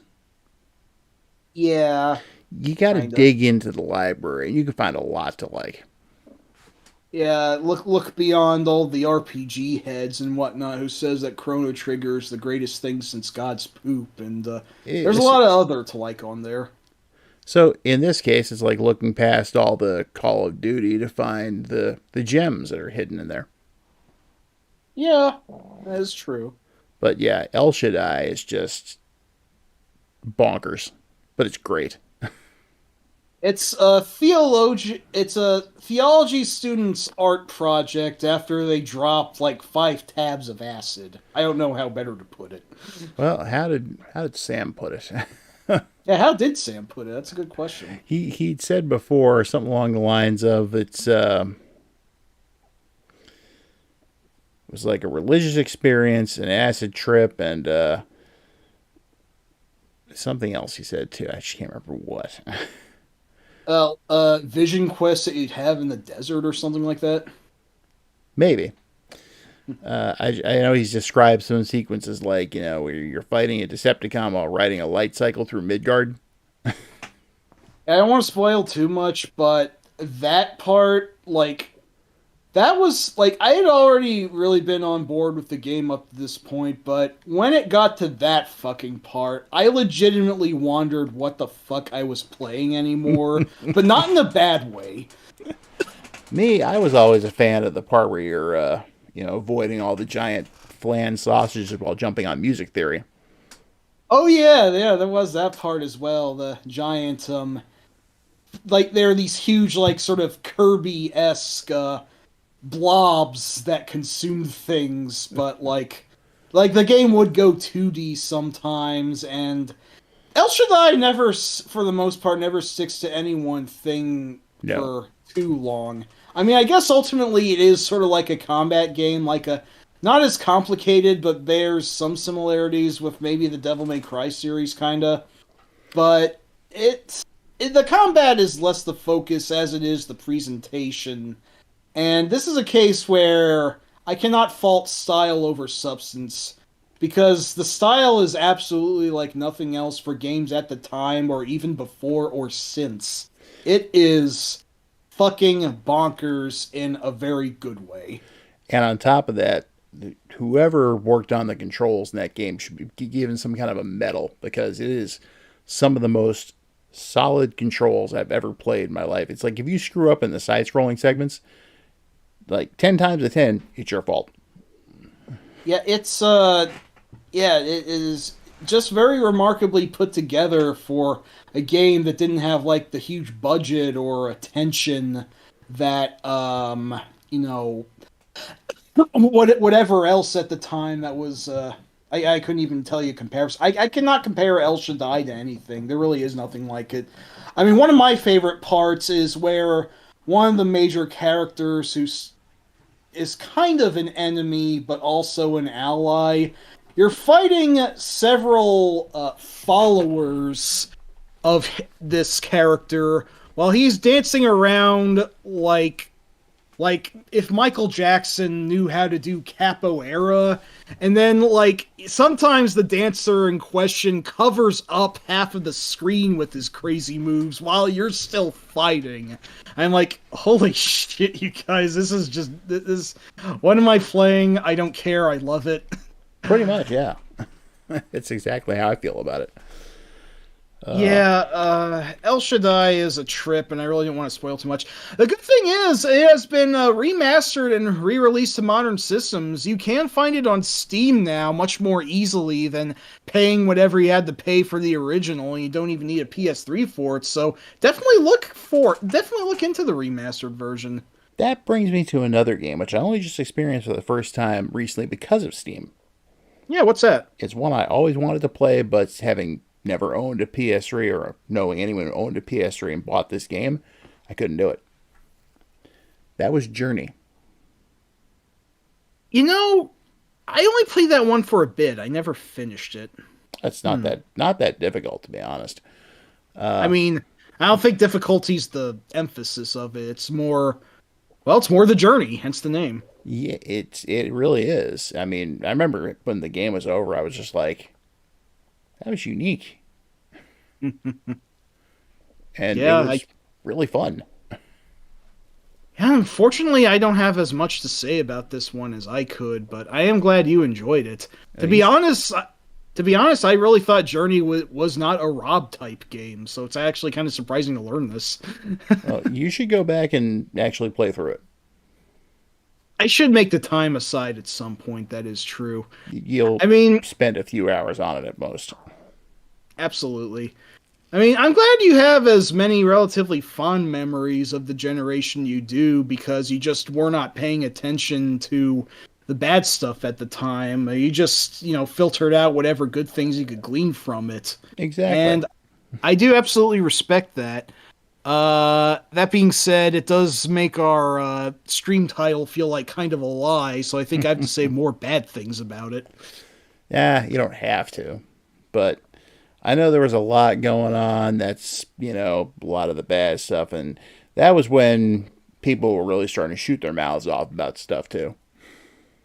Yeah, I mean, I had mentioned earlier that gaming felt like it was starting to take on a little bit more of a jingoistic bent. Like, Western games, after being the underdog for the past 2 decades, had finally gotten back to their former glory that they used to have from the early 80s, and they were being, like, egotistical about it. Like, we're the big dogs now, boy, hoot hoot.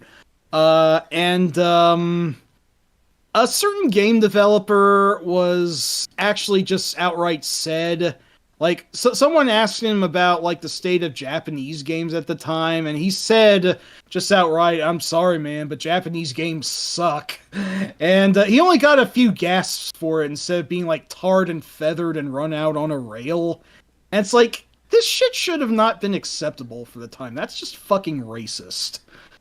Um, Unfortunately, like, Japanese times at around this time were also starting to beck more to Western, like, grim, dark, and gritty design sensibilities. That's how we got the infamous plopper known as Bomberman Act Zero, Oh which God. nobody likes, and I'm sorry to remind you of it, but Oh, that poor was a Bomberman. thing.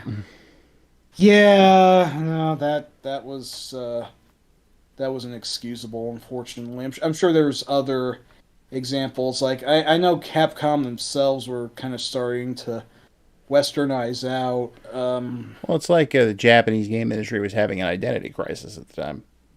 Yeah, it really was. I guess they kind of got the impression, some of them, that, like, the games that they've been making weren't selling as well, but then they noticed stuff like, Bioshock and Mass Effect and so forth, getting a lot of popularity overseas, so they tried to adjust their games to look more like these sort of games, and the results were mixed to negative on the whole. They were trying to fit themselves into a box that they were the wrong size for, and the results were honestly kind of embarrassing.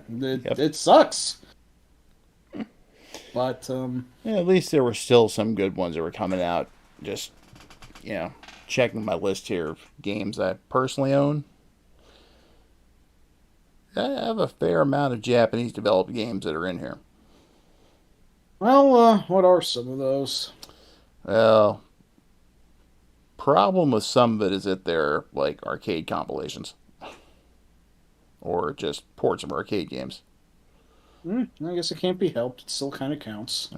But then there's stuff like Onichanbara. Oh yeah, the titty zombie game. I picked the game up super cheap one day, and it's just trashy fun. Yep. And then you got remakes of Japanese games like DuckTales Remastered. Oh yeah, yeah, that was a thing too. I Mm-hmm. never got around to playing it yet though. Is good. And okay, here's one that was big for the longest time: the Arkham games.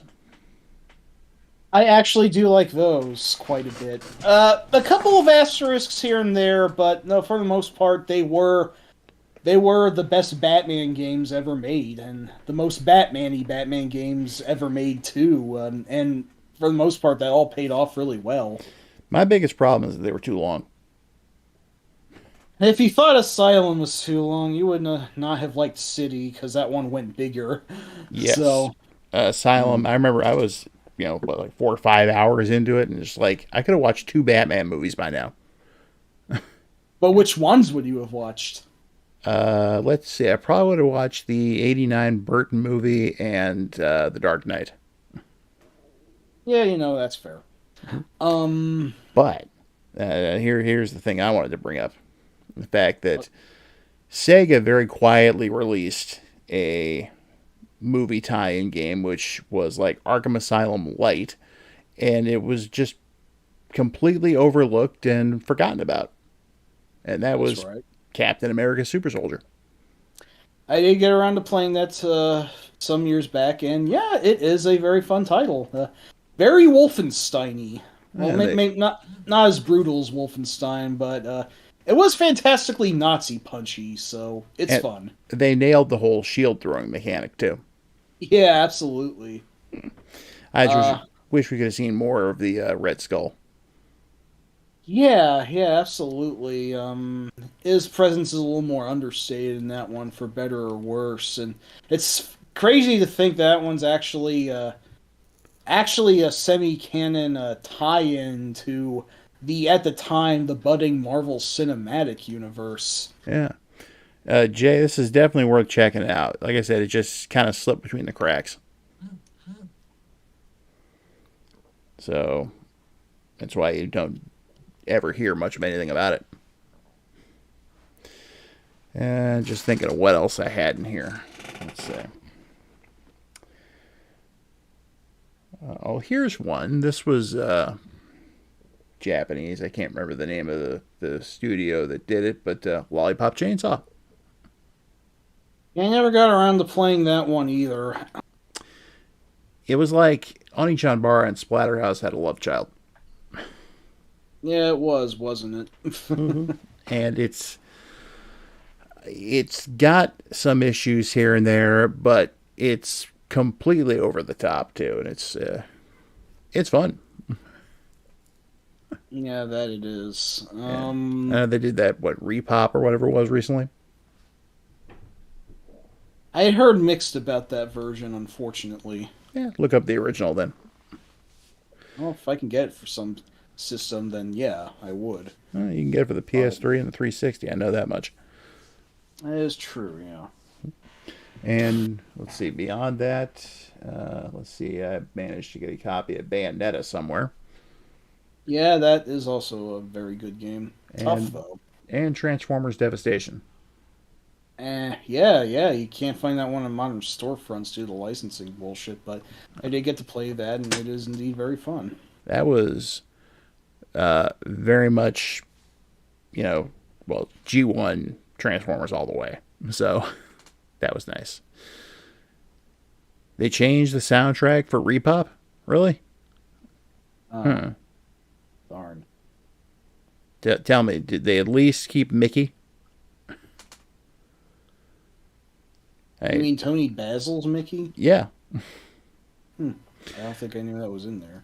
Well, yeah. It's like there's this bit where you can kill a whole bunch of zombies at once, and you go into some kind of special mode where like the whole screen turns sparkly except for you and the zombies. You start chopping their heads off, and instead of blood, you're getting like rainbows and hearts are shooting out of their heads while Mickey is playing. That does sound pretty good, yeah. Oh, Because that would if it's suck if they not, took then that out.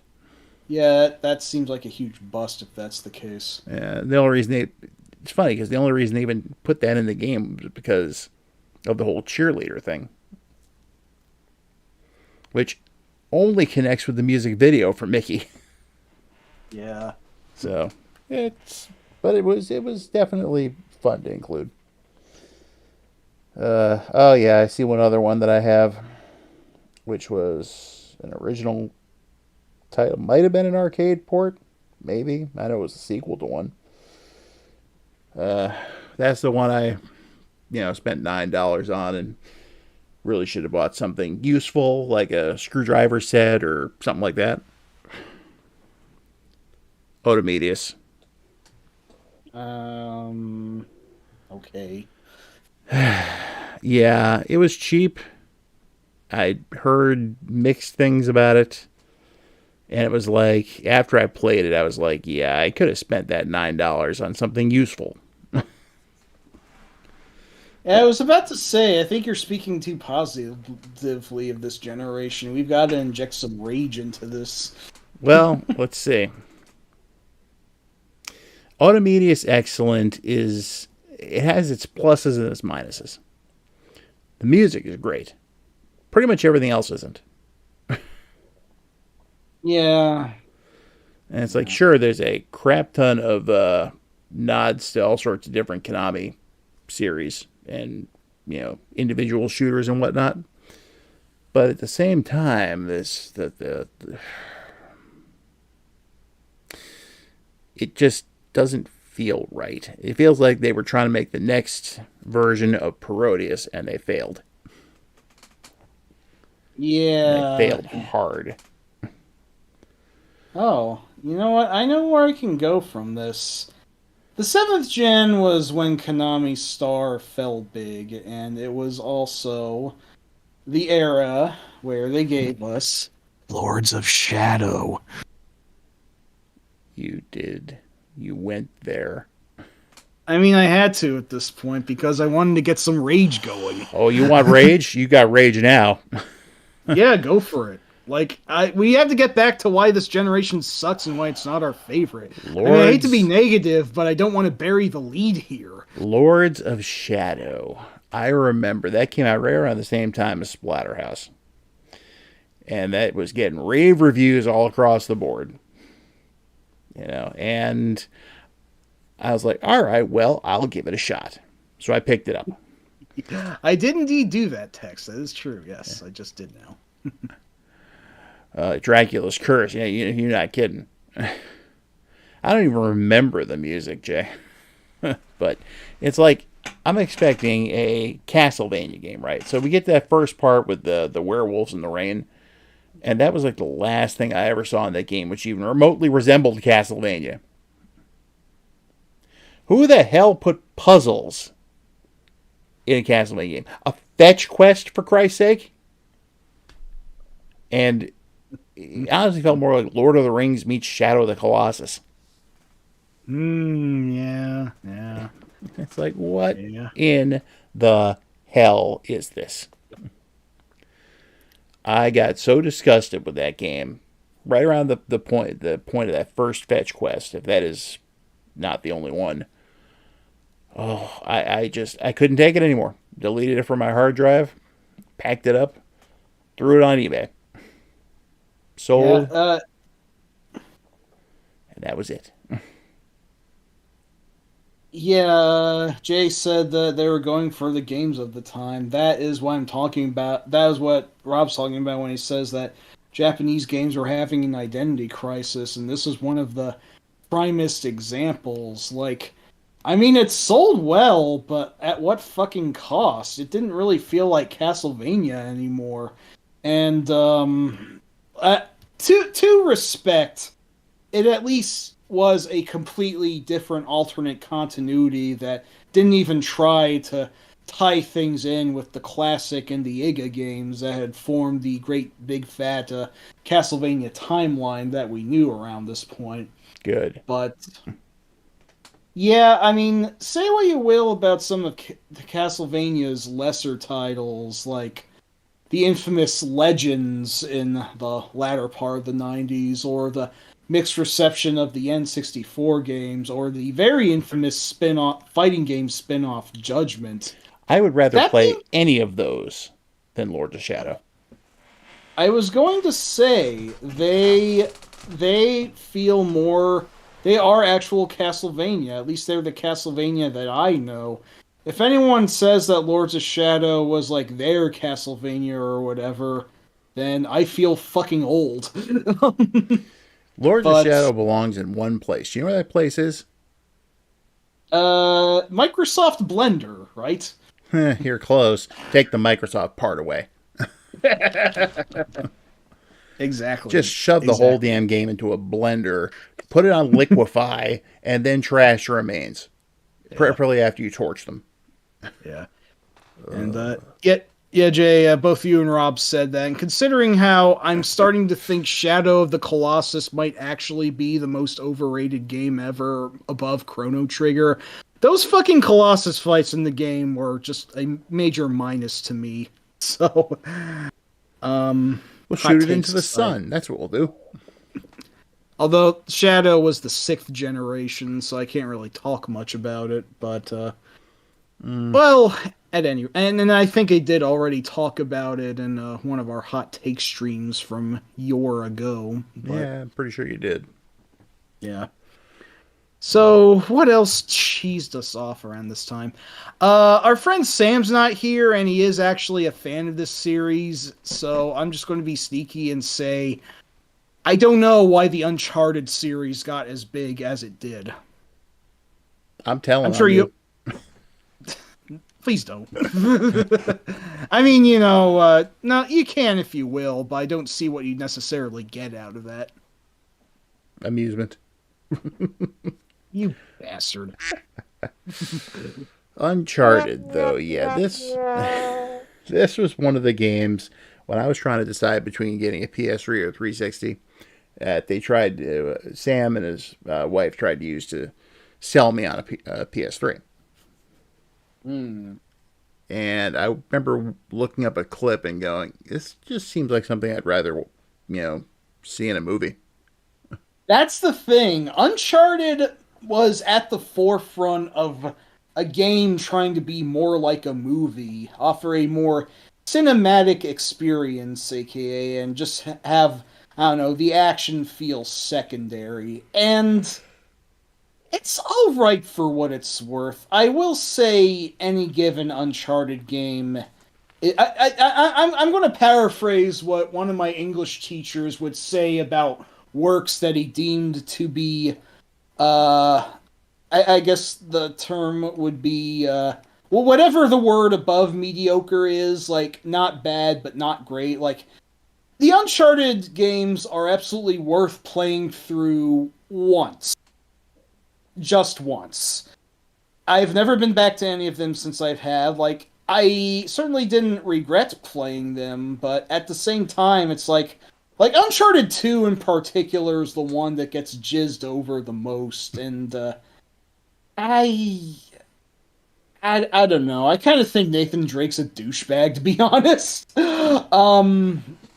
And there's the whole ludonarrative dissonance complaint, and like this is admittedly kind of weird because it's not something we thought about so much in games before, but like some people who are looking at the series more critically now complain about how like there's no explanation for Drake being as good of a gunman as he is, and he kills like dozens and hundreds of like mercenary Hyrees throughout the games, and it's like, where did this combat come from? He's supposed to be an explorer. some people use the word quote unquote everyman, but like I don't know any everyman who's racked up a bigger body count than John Wick has. So Hmm. what the I don't know. I think when people were writing up treatises about this stuff, yeah. it's like, can we just go back to the days of Pac-Man, please? Yeah, I think it was because like games were trying to be recognized for being more cinematic and or realistic that this even became a thing in the first place. Like it felt like another thing about the seventh generation. This arguably started in the sixth.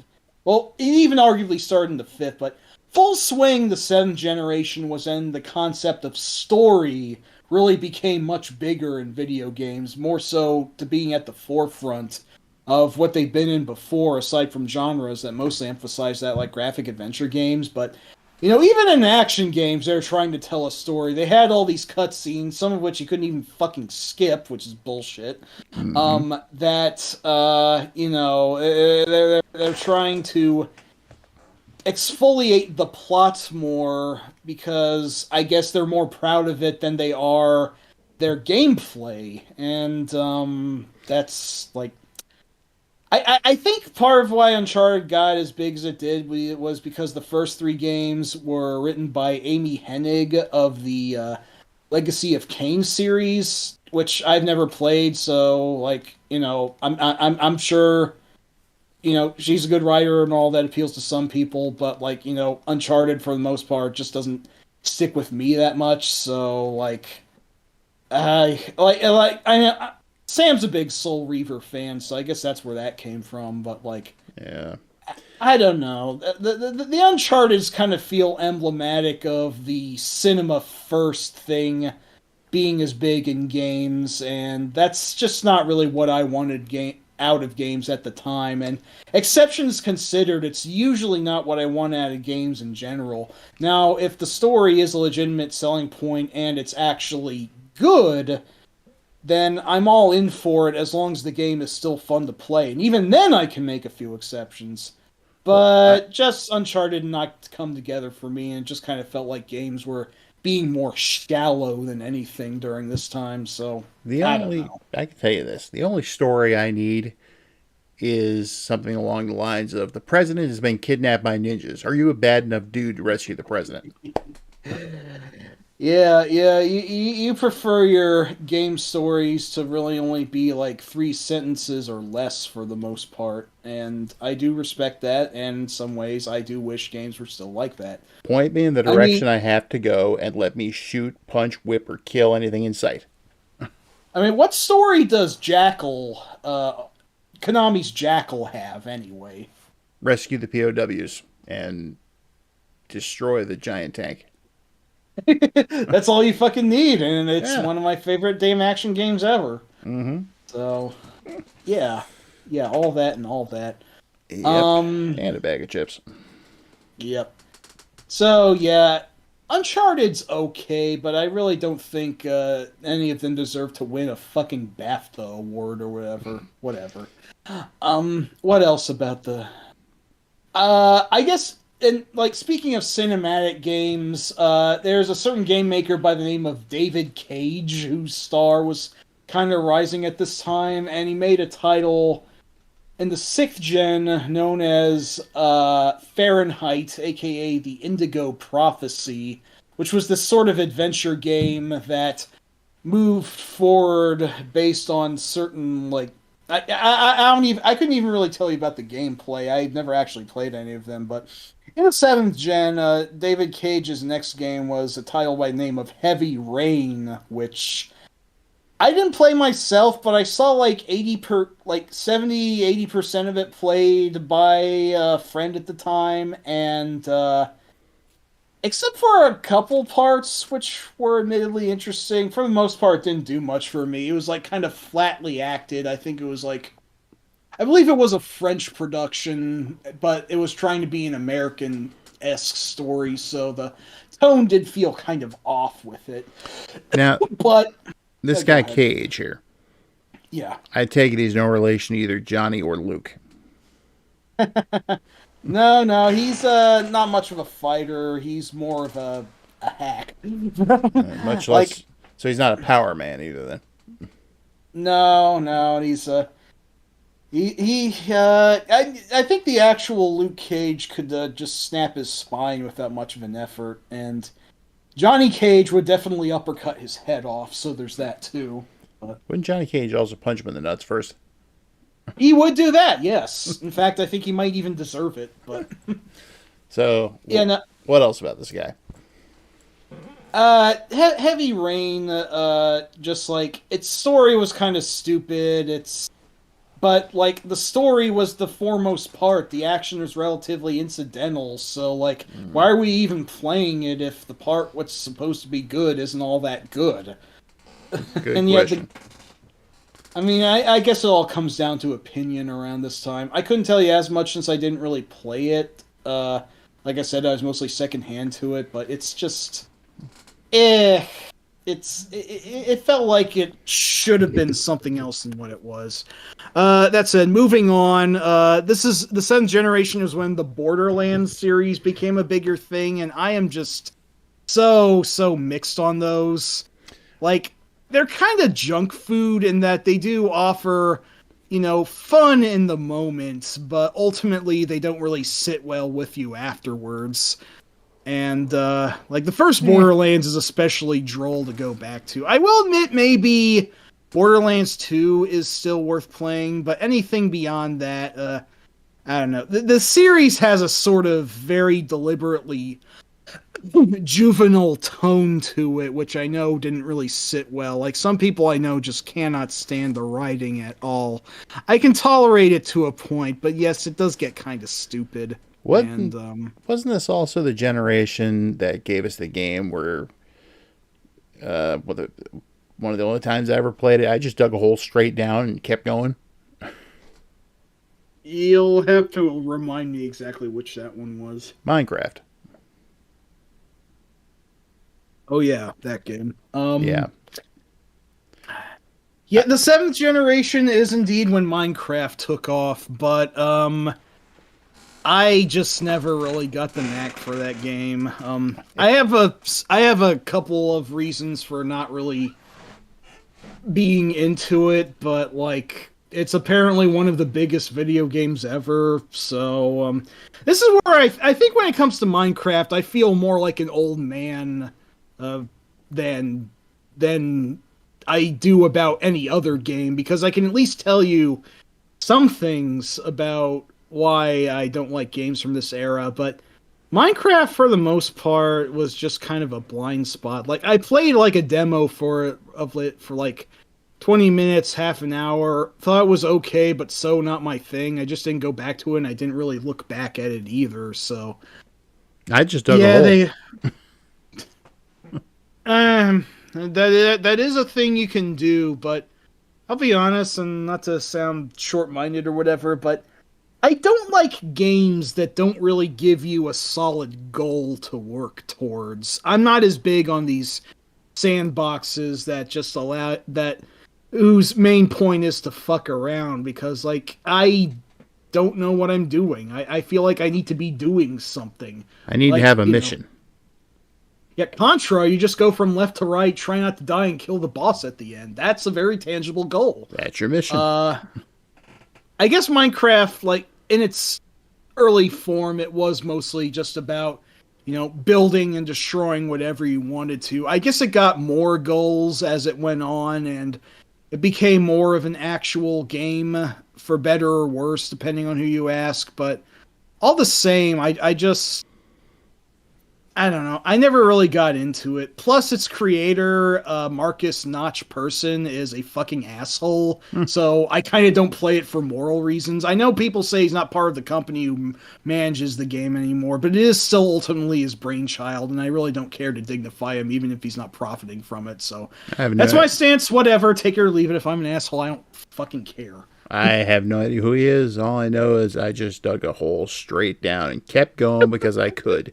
And it's like, I'm thinking eventually I'm going to hit bedrock or something, Nope, straight down. I think I finally I'm fell sure. into Cavern, which had lava, but I landed on solid ground, so I kept digging. I continued. This this almost feels like a Junji Ito horror feature. Like you just keep digging and digging, and then you go someplace that you really shouldn't. Yeah. I don't know. If Minecraft was like that, then yeah, no, I'd be on board if it was a Junji Ito horror experience. But it's not, so I don't know what to tell you about it. You got me. All I know is that hole went straight down until it couldn't go any further because eventually I think I did fall into lava. Well, damn.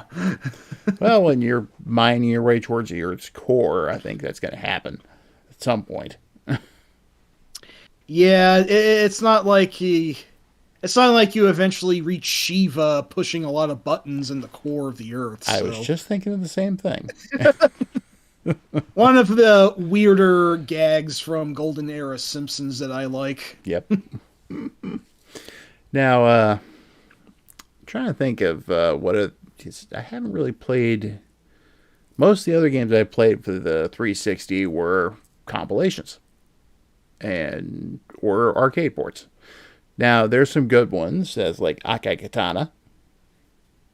That's it plays like Death Smiles, but it feels more like a Metal Slug game in the sense of style. You know, I never played Akai Katana. I really should at some point. Like, for a while, I was kind of not too fond of Cave beyond a certain point, but I finally actually played Death Smiles a couple of years ago in an actual arcade, if you can fucking believe it. Find it hard to And believe, but I remember you telling me about this.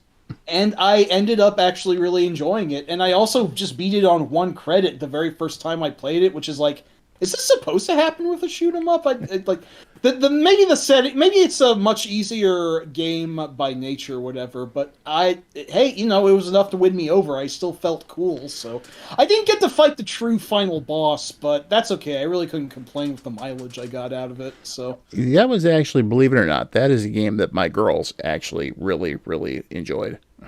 yeah, I remember you saying that, and fuck, it is really fun. Yeah. And they weren't really too big into shooters, but this kind of appealed to them. What else? There was Raiden 4, I think. It's one of the games I had at one point, along with Raiden Fighters Aces. Yes, yes, yes. Yeah, the Raiden Fighters trilogy is some good stuff to say the least, even if I'm not excellent at them. And I actually bought a region-free import game at one point. Oh yeah, which one's that? That was, I had to look up the name here. Mushihime-sama Futari. Yeah, yeah, the sequel to that is also a cave shoot 'em up. I haven't played Futari, but I did play the original. I was bad at it, but it seemed pretty cool. Yeah, it is. Yeah, actually, I played them both, and it's some good stuff. Very nice. I will say this: this started out, I think, as an Xbox 360 import, but it also came to Steam eventually. Have I ever gushed about the shoot 'em up Eschatos to you before? Yes, you have. Eschatos might be like my favorite modern day shoot 'em up. It's just so fucking good. Like, I cannot emphasize. Like, I couldn't even tell you what makes it great. Just the aesthetics just come together really well. The soundtrack is fucking brilliant. The mechanics are relatively simple. Like, you have the shield that you can and should activate very often, but like, you know, you do it for too long, it burns out, so you gotta know when exactly to use it, and you can't fire while using it, so it's a very give and take sort of advancement, but just it's just tuned so very well. It's actually kind of a spiritual follow-up to a shoot 'em up by the name of Judgment Silver Sword, which is also on Steam. And I think this originally came out for like the fucking Wonder Swan or something like that. Yeah, I think you're right. Yeah, so it's incredible that it got a follow-up years later, but like, yeah, Eschatos is fucking great. We actually had something of I mean, you know, it wasn't publicized due to all the, I don't know, all the Unreal Engine 3 oorah shooters that was going on at the time, but shmups were kind of hitting a revival around this point in some underground circles, and that was actually pretty fucking cool, so. I just checked my Steam library, Yes. and I have both of those. Yeah, get on them. Judgment Silver Sword is quite difficult. I feel Eschatos is definitely more refined and I think relatively easier to play. But yeah, yeah, definitely try both of them. Well, I have. I've played them both. Oh, I just haven't okay, played. cool. I haven't played them very much. Play them more. I recommend it when you get the chance. In fact, according to what I saw there, the last time I played Eschatos was over a year ago. Well, dang. Well, it's not as long ago as it could be, but yeah, if you're looking for something to storm through one afternoon, definitely give that a rumble. Yeah, I definitely will. Then there's still a ton of shooters to have in there that were recommended that I'm working my way through. Like Awesome, man. what's that one? Jamestown. Jamestown is also really fucking fun. I love that one. And there's some other stuff too that I've gotten, just either haven't gotten away with, finished them yet, or I've whatever, like Cuphead, for example. Also a very fun one, although it's the eighth generation, so Yeah, definitely fun though. absolutely yes. But that's thinking back now on what I played during that generation. Aside from most of the games I've named, that's pretty much it. So, even though Splatterhouse came out and I actually got a 360 at the time, I just wasn't getting games for it. They Yeah. came few and far between. Yeah, I suppose so. So, but since we've basically gone the entire stream without we've only mentioned Splatterhouse a couple of times. I will say that's still one of my favorite games to come out of that entire generation. And yes, I am biased. I am too, but I will say for criticism's sake, I do think the last third of the game drops off a good chunk in quality, but knowing what I do, I'm not surprised that it did, and Yeah. it is a shame that kind of got shortchanged. It could have been excellent, but Mm-hmm. as it is, it's merely really good. That being said, I still do like it for what it is, and it's Friggin' a miracle it came out at all. So, exactly. Friggin' bottle rocket. exact. Yeah, yeah, that, and that. Mm-hmm. That I whole mean, mess. right. Oh man, no. Yeah. Well, what else can I do to be angry about the? I like we keep going back to good points. It's like this generation was not a total bust. Absolutely not. We did get a lot of good games and even some long-standing properties out of it. It's just a lot about it annoys me more than other generations do. And see, If you have enough experience with this generation to have those kind of feelings. I do not. right.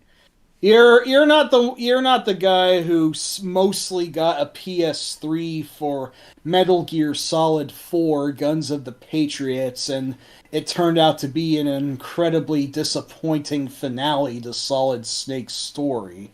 Considering that the last Metal Gear game I actually bought and played through was Metal Gear Solid 1. That one's still my favorite of the series for what it's worth, so you don't have to go beyond it. Although Snake Eater or Metal Gear Solid 3 is really damn good too. On a side note, it's like it definitely picks up after the events of the original Metal Gear and Metal Gear 2. But they stopped calling it just like that should have been Metal Gear 3, not Metal Gear Solid 1, Exactly. you know. It was like, yeah, it is in essence Metal Gear 3, but I think it was sort of like a soft semi reboot for the series because it hadn't really been a thing at all. Sorry, for the past 8 years and even longer in the West since we didn't get Metal Gear 2 at all. But Yeah. Metal Gear Solid 2 I ended up playing the demo of and that was it. oh yeah, yeah, most people really liked the demo. Then when they got to the main game, there was some controversy. The bait and switch with Raiden. I will be honest. I actually really like Metal Gear Solid 2 a lot, and for as not unjustifiably unlikable as he is, I do actually like Raiden for who he is also. And MGS2 is very interesting.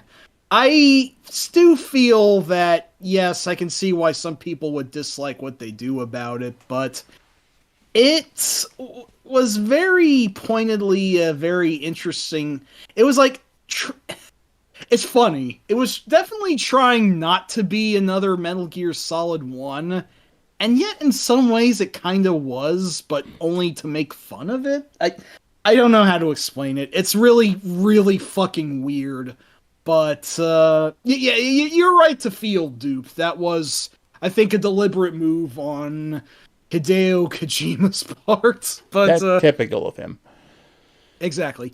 I like Solid 2 due in part to how stupid and weird it is. Solid 4 was over the stupid and weird line that I personally could tolerate, if that makes sense. Yeah. Solid 3, I know virtually nothing about, except it's basically Big Boss's story, right?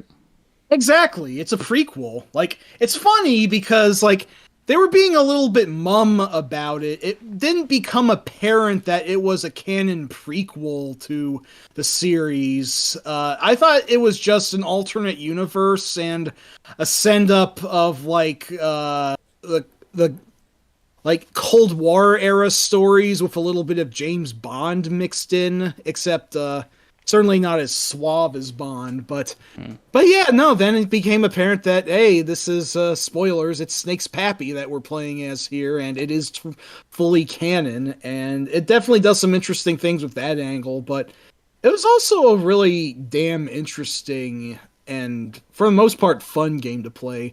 Although there were a couple of mechanics about it that were maybe a little over exfoliated, but that depends on who you ask. Well, let me ask you this. Didn't some versions of the game actually include the MSX 1 and 2 packed in? Yeah, when it got re-released under the name Metal Gear Solid 3 Subsistence, it finally did actually give us the MSX original games in the West. They had never been officially released at all before because obviously we didn't get the MSX over here. Mm-hmm. But yeah, we got the original Metal Gear, which is a much better game than the infamous NES derivative of it. And we got full-on Metal Gear 2 as well, finally, which is also a much better game than our Metal Gear 2 Snake's Revenge. Although, honestly, I still have an odd soft spot for Snake's Revenge, but Metal Gear 2 is objectively a much better game, let's be real. And hey, when you play through Metal Gear 2, you can finally make sense out of a chunk of the backstory they gave you in Metal Gear Solid. Yeah, that's a funny thing. One of the major characters of Metal Gear Solid was actually a major character in Metal Gear 2 first. But Gray it's Fox. like, yeah, Gray Fox, aka the spoilers, the cyborg ninja. But it's like, without having played MG2 first, as most of us Yanks didn't, it comes off more as kind of like a Buckaroo Banzai thing, where we're sort of in medias res with Snake's story here, and we get the vague details that something happened, but we don't really know exactly what did happen. But in Metal Gear 2, we do see what actually happens. You end up, you end up beating him to death after he pilots the Metal Gear against you, unfortunately. Mm-hmm. Because that's just how fucking alliances pan out sometimes. But at least I think that's what happened. My memories are kind of rusty, but yeah. I'll just say this much: as Metal Gear Solid was the only Metal Gear game I ever played through, and B, the last one I ever bought. Absolutely. I was definitely a little weirded out in the Psycho Mantis fight. Oh yeah, that was You like very Castlevania, don't you? that was How'd you very know that? infamous for its time, but This is in a ingenious. good way. Yeah, no, it was really fucking fun. I mean, Kojima has always demolished the fourth wall where he could, and he certainly relished in it, and this was a primary example of that. I'm trying to remember what else he commented on. The only other one I know for sure is Konami's Suikoden series, of which the first two were on the PS1. I think that's the only two, actually. I know there was another, but I can't remember what. Actually, no, let me.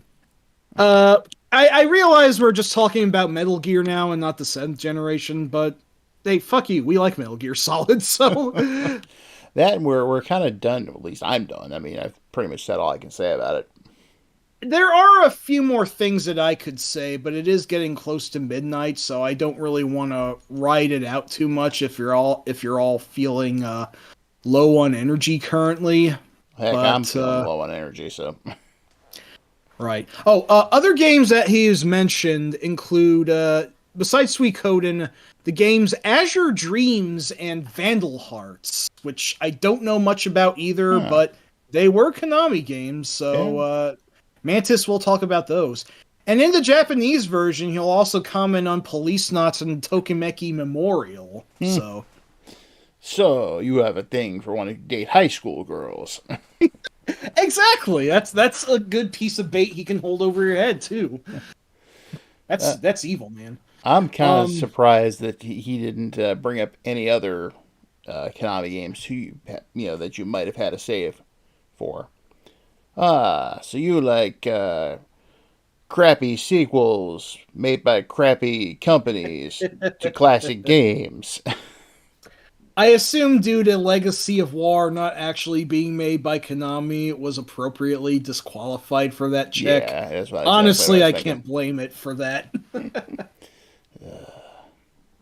My my late brother was a huge Suikoden fan. Awesome. Yeah, he had I think nearly all of them at one point. That's a series that I really need to get more into. I remember renting the first one and liking what little I played of it, but I just never really got around to it beyond that. I just know each game has about a bajillion characters you can get. Yeah, 108 total, which the series is. Oh wait, hang on. There was a slight pause I saw in the feed. Just making sure you're still here. Yeah, I'm still there. Okay. Yeah, the Suikoden, at least the first game, was partially based on the one of the four great Chinese stories, The Water Margin, and that also involved like 108 bandits and outlaws coming together. So Hmm. at least that's what I remember hearing about anyway. But I couldn't tell you for exact sure how that exactly works out. Well, I remember he liked that aspect of it because he was a big fan of the Shining Force games.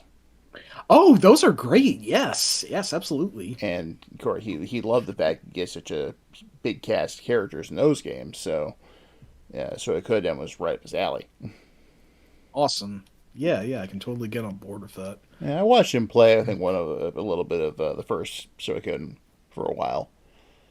Not too long. I had a lot going on, but I remember seeing him play it a little bit.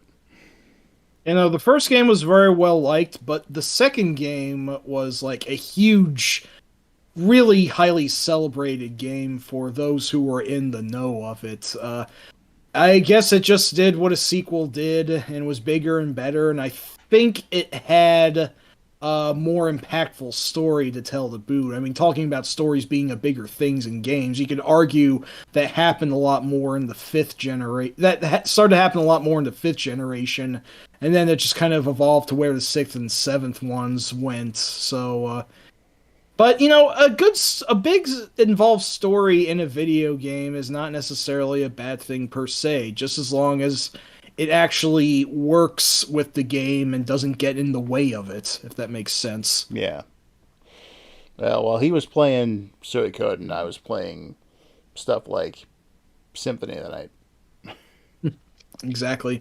And yeah, Jay, I do. It's like it's weird. For many of the RPGs I've played, I don't think the story is necessarily what draws me to them the most. If that's not a stupid thing to say, but hey, you know, if it does have a good story, incidentally, then all the better. Uh, For like, me, it works if you have a great soundtrack to go along with it, and it's more action than turn-based. I mean, action RPGs are definitely. Is there a game you're specifically referring to in this case? Oh, you damn right I am. Eastbook 1 and 2. You know? Yeah. Fucking yeah. Mm-hmm. Cannot complain. In that case. Uh, yeah, great game, great game. Totally. Well, we're obviously getting way off the mark with the seventh gen here. I guess this sort of went into a little bit more of a generalist stream. Here's the thing. I could be more vicious about the generation, but I guess to an extent I have kind of made my peace with it. Like there were things that pissed me off about it and things I won't look back on so favorably. And I do really think that, oh hey, Fatal Vision, what's up? Hey, Fatal. Oh shoot, I hope we're not on our way out and Fatal just came here, but Yeah, we've been going uh now for 2.5 hours. We're getting ready to sign off. unfortunately, yeah. I'm just sort of summating my thoughts here. It'll never be Oh, my damn. Sorry, dude. yeah, sorry to hear that. That it something always fucking goes around in winter. I don't know why it's always a big disease season, but hmm. Hey, hey, we appreciate whatever the case. But yeah, like there were things that pissed me off about it. It'll never be my favorite gen. Like some trends, like like downloadable content becoming uh sort of scion of for greed by companies who want to bilk as much as they can out of games with microtransactions and whatnot. That really started to get big in this generation, and that pissed me off. Bigger emphasis on multiplayer centric games, which for the most part was not really my thing. Mm-mm. And also, a few titles would have, yeah, DLC definitely got annoying. The whole matter of digital rights management or DRM, this is where that really started to get out of hand. It's like this is where the online functionality of games had become a much bigger thing than they ever had before. And I think this kind of turned out to be a bit of a Trojan horse because I sort of feel that to some extent that sort of made it so that companies could be more controlling about the games they release, and this is where the matter of DRM became as obnoxious as it did.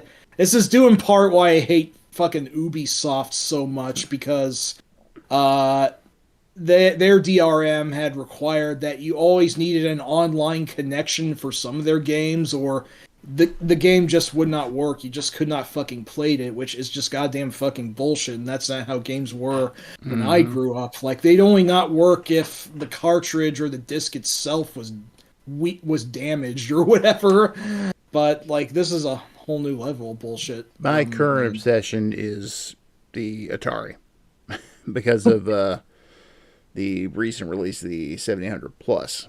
So I've been going back and Absolutely. revisiting all these old games that in some cases are, you know, over 40 years old. And yet they're running like they just came out of the factory. Yeah, I mean that is good. It's certainly, I think.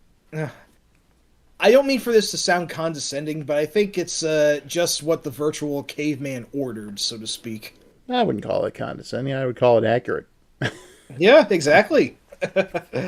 But yeah, Fatal Vision does have a point. I think what killed the generation in gaming was it going mainstream, and yeah, that was a curious little moment I actually remember when I was reading a video game magazine in a Borders. Rest in peace to Borders. That was a bookstore chain my brother and I actually really liked, and it's been gone for a long time now. I remember But Borders. oh, you don't? Oh No, I shit. remember Borders. Oh, you do. You do. Okay, Yeah, gotcha. Surgeon. Borders, Walden Books, you name it. Yeah. Oh yeah, Walden Books. Right. That also went the way of the dodo. Oh well. At any rate, yeah, I was reading a game magazine in a Borders once, and someone I knew from school actually came up and said hi to me, and I was actually sort of embarrassed because I'm just reading this nerdy thing here, I like video games or whatever. And then they said, "Oh, hey, I think games are pretty cool too." And like I realized, wait, I wasn't ostracized for being a fan of games? Wow, that's actually pretty cool.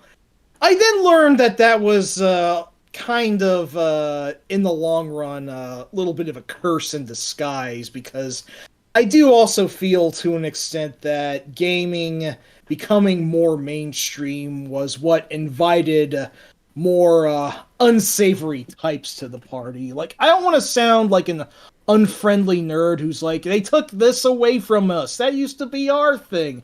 I don't want to be like that. If more people do get into games, then in some ways that is indeed a very good thing. But in other ways, the more people in general you invite, the more jerks you also invite with it. And that's why we talk about the moes of gaming, Mm-hmm. from Calvin and Hobbes becoming a more prominent thing. And yeah, there was definitely a sea change about like multiplayer inviting like a bunch of 13-year-olds who shouted a lot of anti-LGBT slurs for whatever fucking reason whenever they got fucking angry, and probably called you a racist epithet that you actually weren't. So, like, that shit started to get more out of hand, and it's not gatekeeping. Yeah, Fails Vision Yeah. saying it's not gatekeeping, but the problem is you get an asswipe with a microphone who thinks he knows something and claims it's their hobby. Like, yeah. I mean, I don't want to be that guy and sort of pull rank, but I have been playing video games since I was 2 years old. Until you can beat low G man, like, don't talk to me about gaming being your fucking hobby, buddy. Do not I, cite the deep magic to me, which I was there when it was written. exactly. Wasn't there a Captain Kirk quote about this also? Something about diapers, and I was something. Fuck. I What don't was need to be that? lectured by you. I was out there saving the galaxy when your grandfather was in diapers. Exactly. That's the one. Yes. Uh.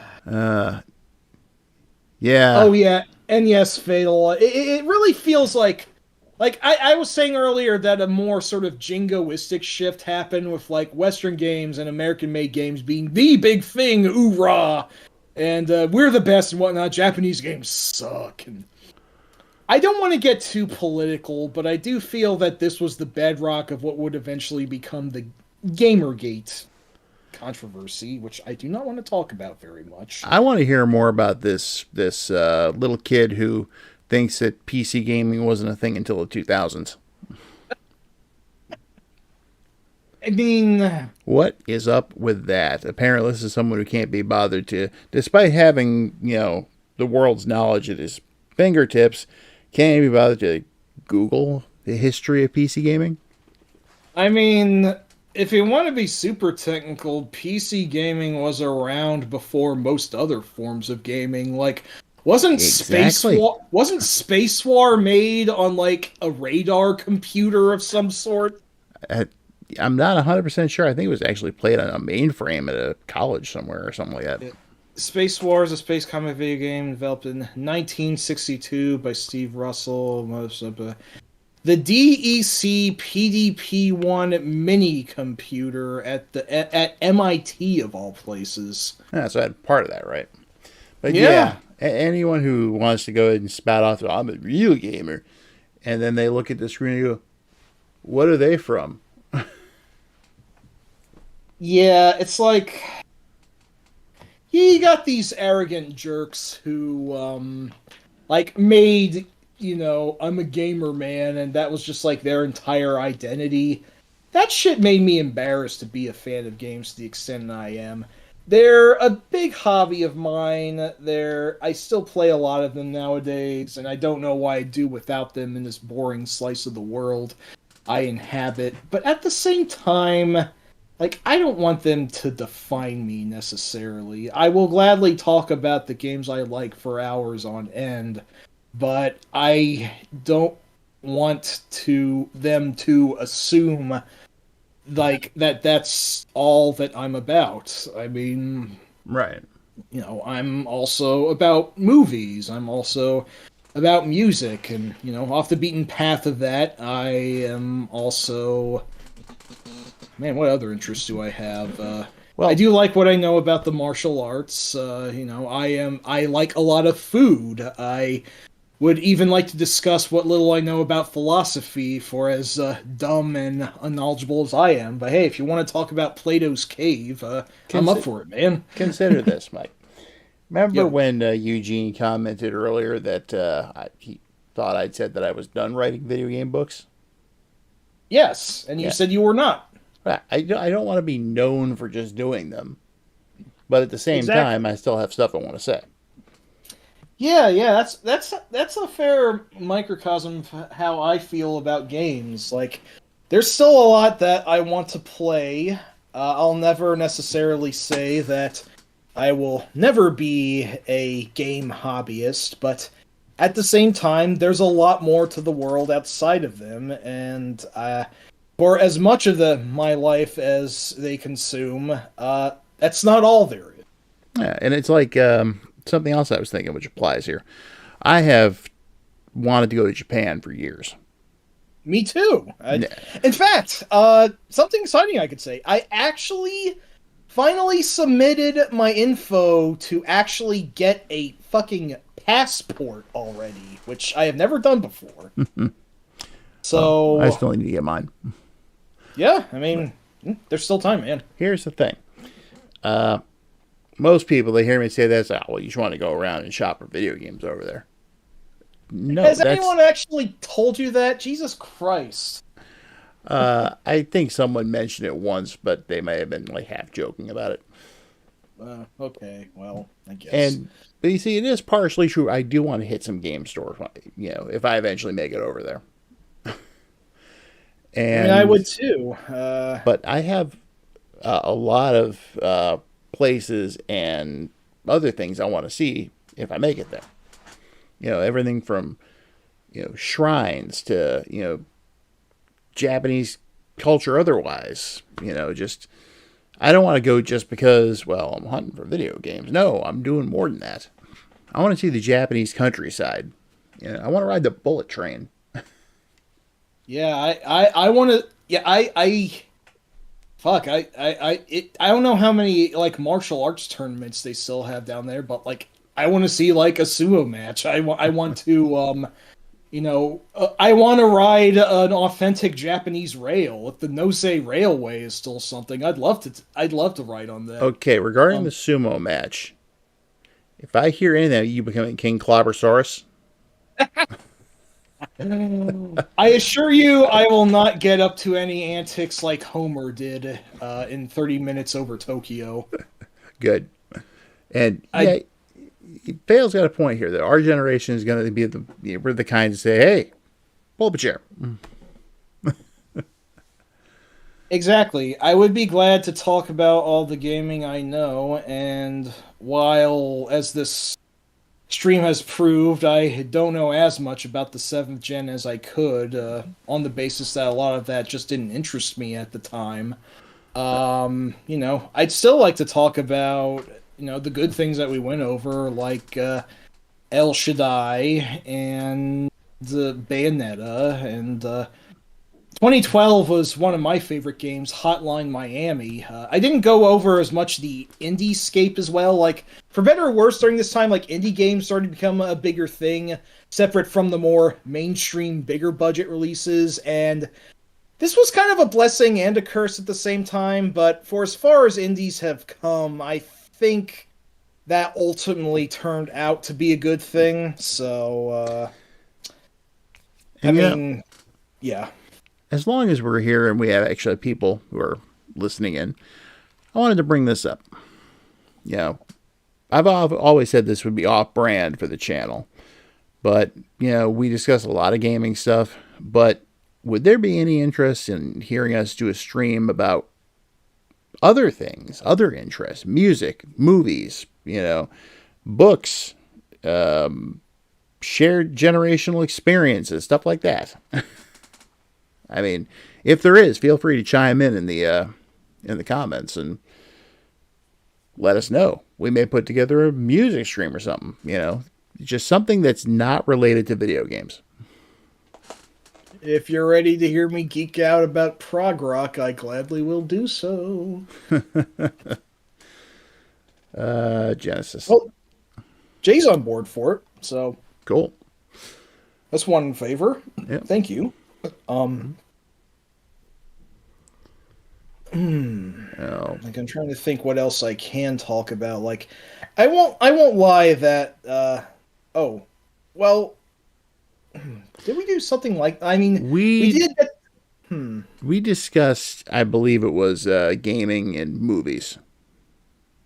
Yes, yes, but we didn't discuss movies entirely as movies. No. Like there was never a video game based off of let's say there's never been a video game based off of Escape from New York, believe it or not. Some may have been influenced, but I don't think there ever was an actual Escape from New York video game. I would love to discuss Escape from New York, but I'm not able to do so because its only medium is as a movie. So, Also, to kind of circle things back here for a second, we don't need a Metal Gear movie as long as Escape from New York exists. exactly, that's a large part. Snake Plissken, that's where it fucking comes from. Matter of fact, when Snake himself was very poorly disguising himself in Metal Gear Solid 2, until he actually revealed who he was, he went by the rather hilarious moniker of Iroquois Pliskin. So, real subtle there. Yeah, real subtle. Yep. So, would anyone else be interested in hearing us go on about who knows? Maybe we'll get into a discussion about World War II. Or, Yeah, here, you saw the Rocky series recently. We can discuss that. yeah. Or maybe we'll talk about,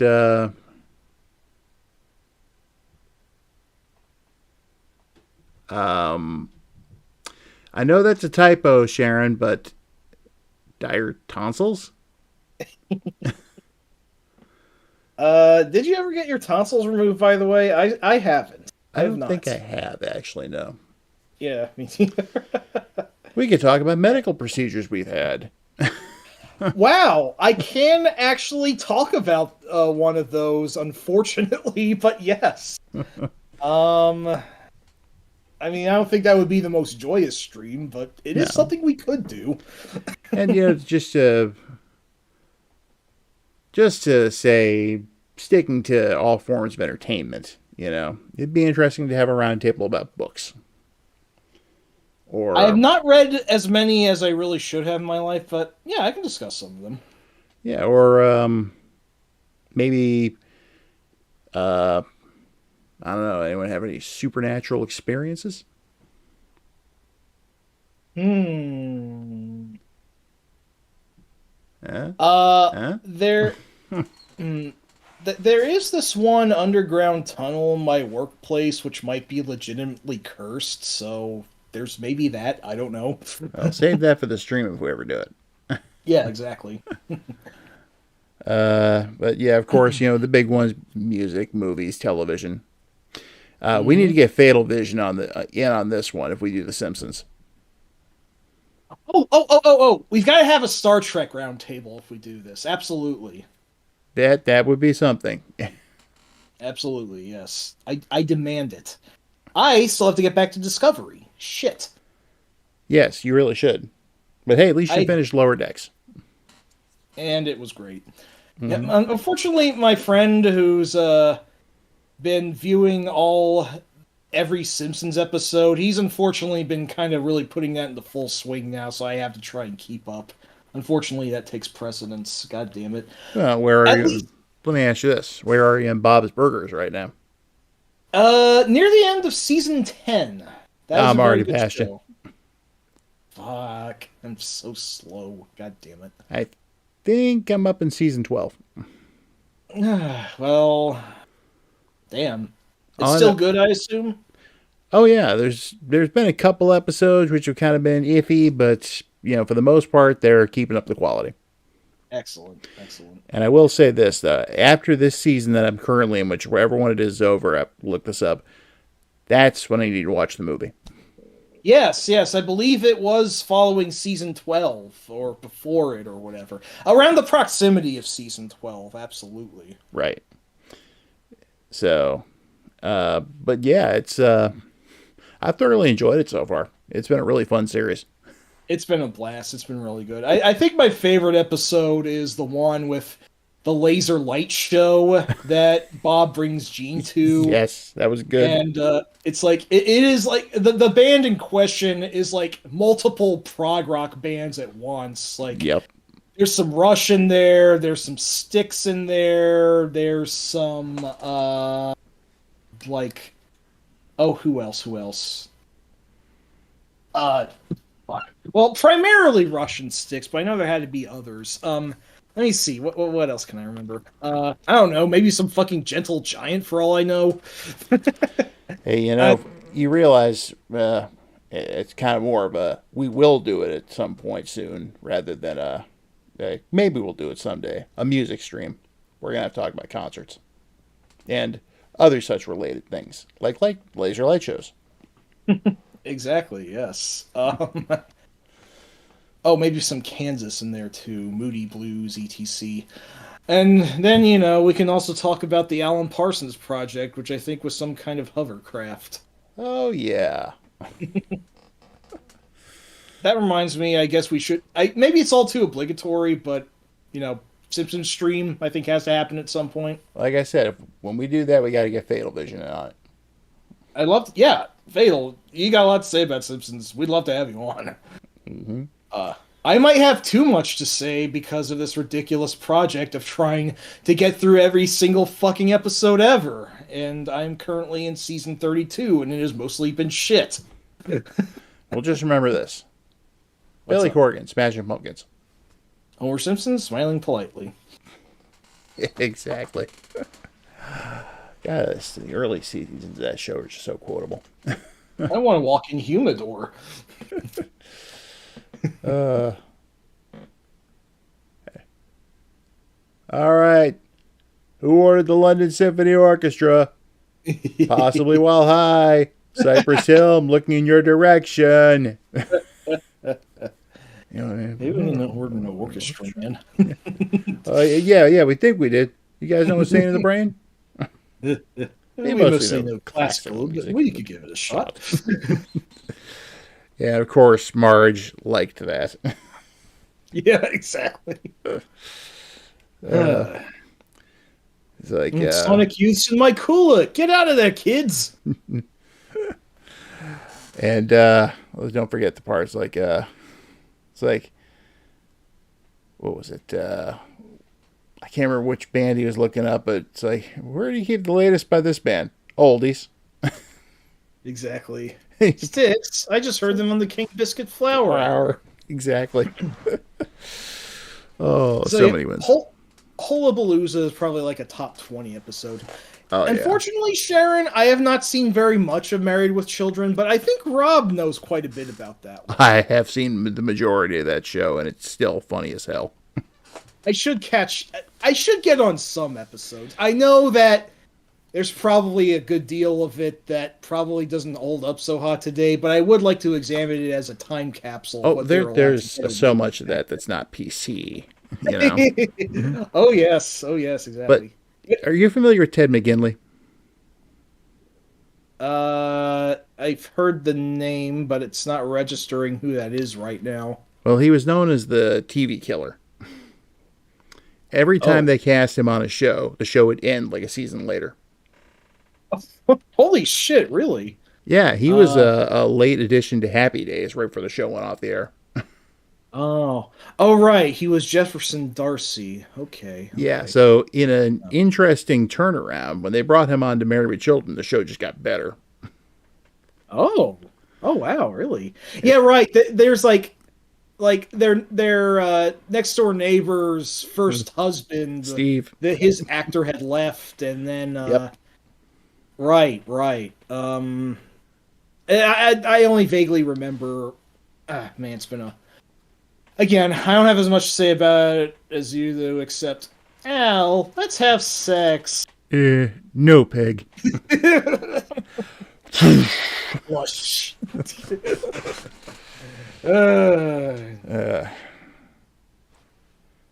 Right. No, wait. Okay, so we're definitely not talking about the 7th gen anymore.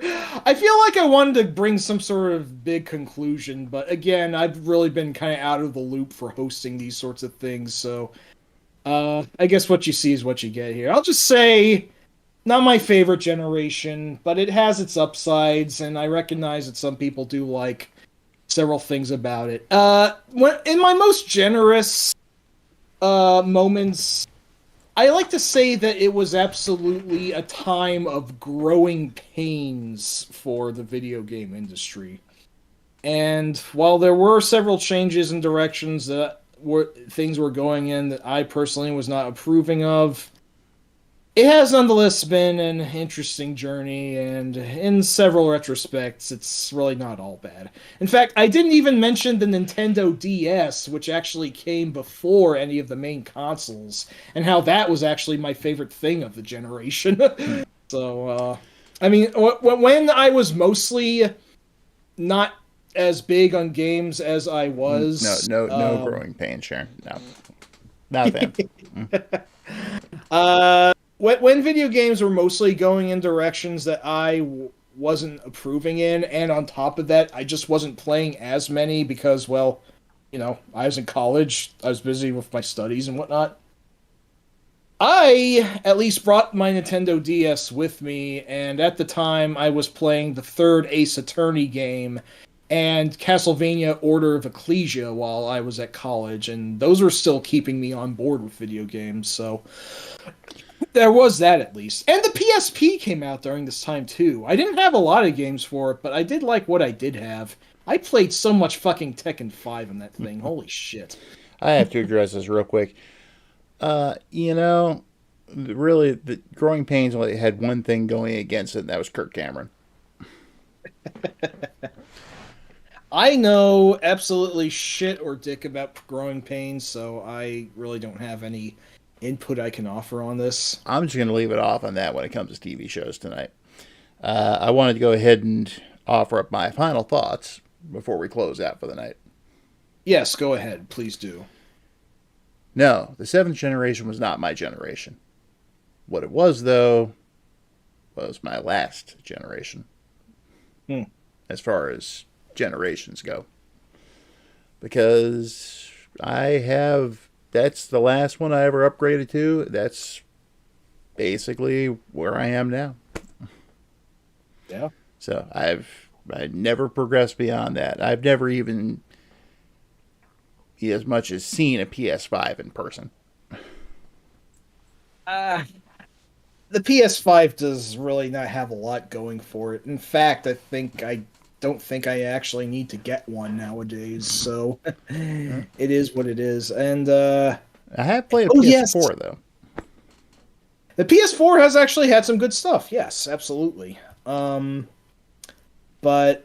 yeah, I mean, some people just say that this generation we're in is maybe the worst because it doesn't have a lot going for it, and that is absolutely the case with the PS5 and the Xbox Series X or whatever the fuck it was called.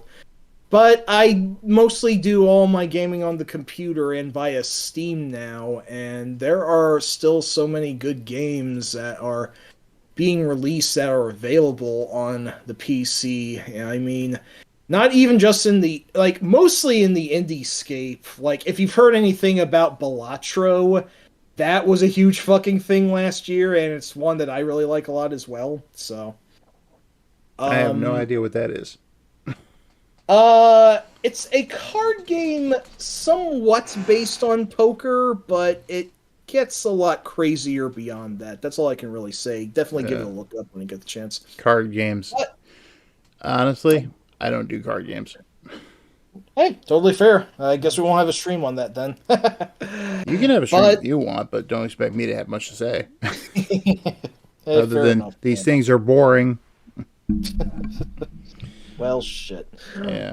But even if quote unquote AAA games are not great nowadays, we still occasionally get one every now and again that's worth a damn. I.e., I just finished a few days ago Indiana Jones and the Great Circle, and it is really fucking good.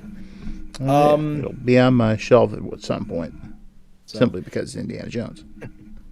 So the seventh gen was not my generation either, and I do regard it as kind of a creative low point for the genre, and also a just frustrating point of trends that I was not into, and overall attitudes that I felt were very obnoxious and egotistical.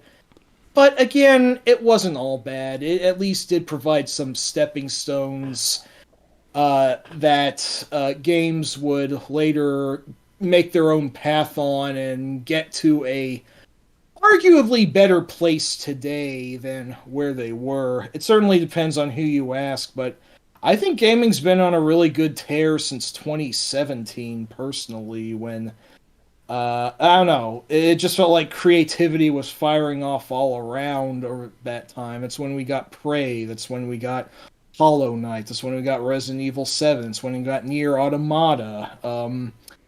But like again, Okay. it's all down to perspective. Some people are a lot fonder of the seventh gen than I am, and it'll never be my favorite generation. Yeah. But Start reeling it it in. Yeah, you can do it. is my last sentence. Don't worry. It will never be my favorite generation, but I don't hate it as much as I used to, and I can see the good in it, even if I don't always emphasize it every day. So, let's go with that. Yes. As for me, all I can say is 2x4. Handy. Let's do some fucking carpentry. Oh yeah, that's Jim Cummings, right? Gotcha. Mm-hmm. Perfect fucking casting for the terror mask. Was it ever? So, anyway, thanks to everybody who came and jumped in, because this was a nearly completely unplanned stream. I didn't announce it or anything. Yeah, So, I was gonna post it on Blue Sky, but it was down. I think it got back up eventually. So yeah, I think so too. I got a couple notifications. But yes, thank you all for coming. As always, if you haven't yet checked out my books, you can find the link in the description below. And if for some reason you don't want to go ahead and buy the physical ones and would rather have them digitally, if you decide you want them, contact me. buy my book. Buy my book. Yeah, you forgot this part. Buy my book. Buy my book. Buy right, my. Anyway. So, I think next time we're going to hit you with a special stream. Might be music, might be movies, might be television, might be aerial warfare in World War One. Who knows? You'll find out then, won't you? All right. So, everybody have a good night and have a fun. Enjoy.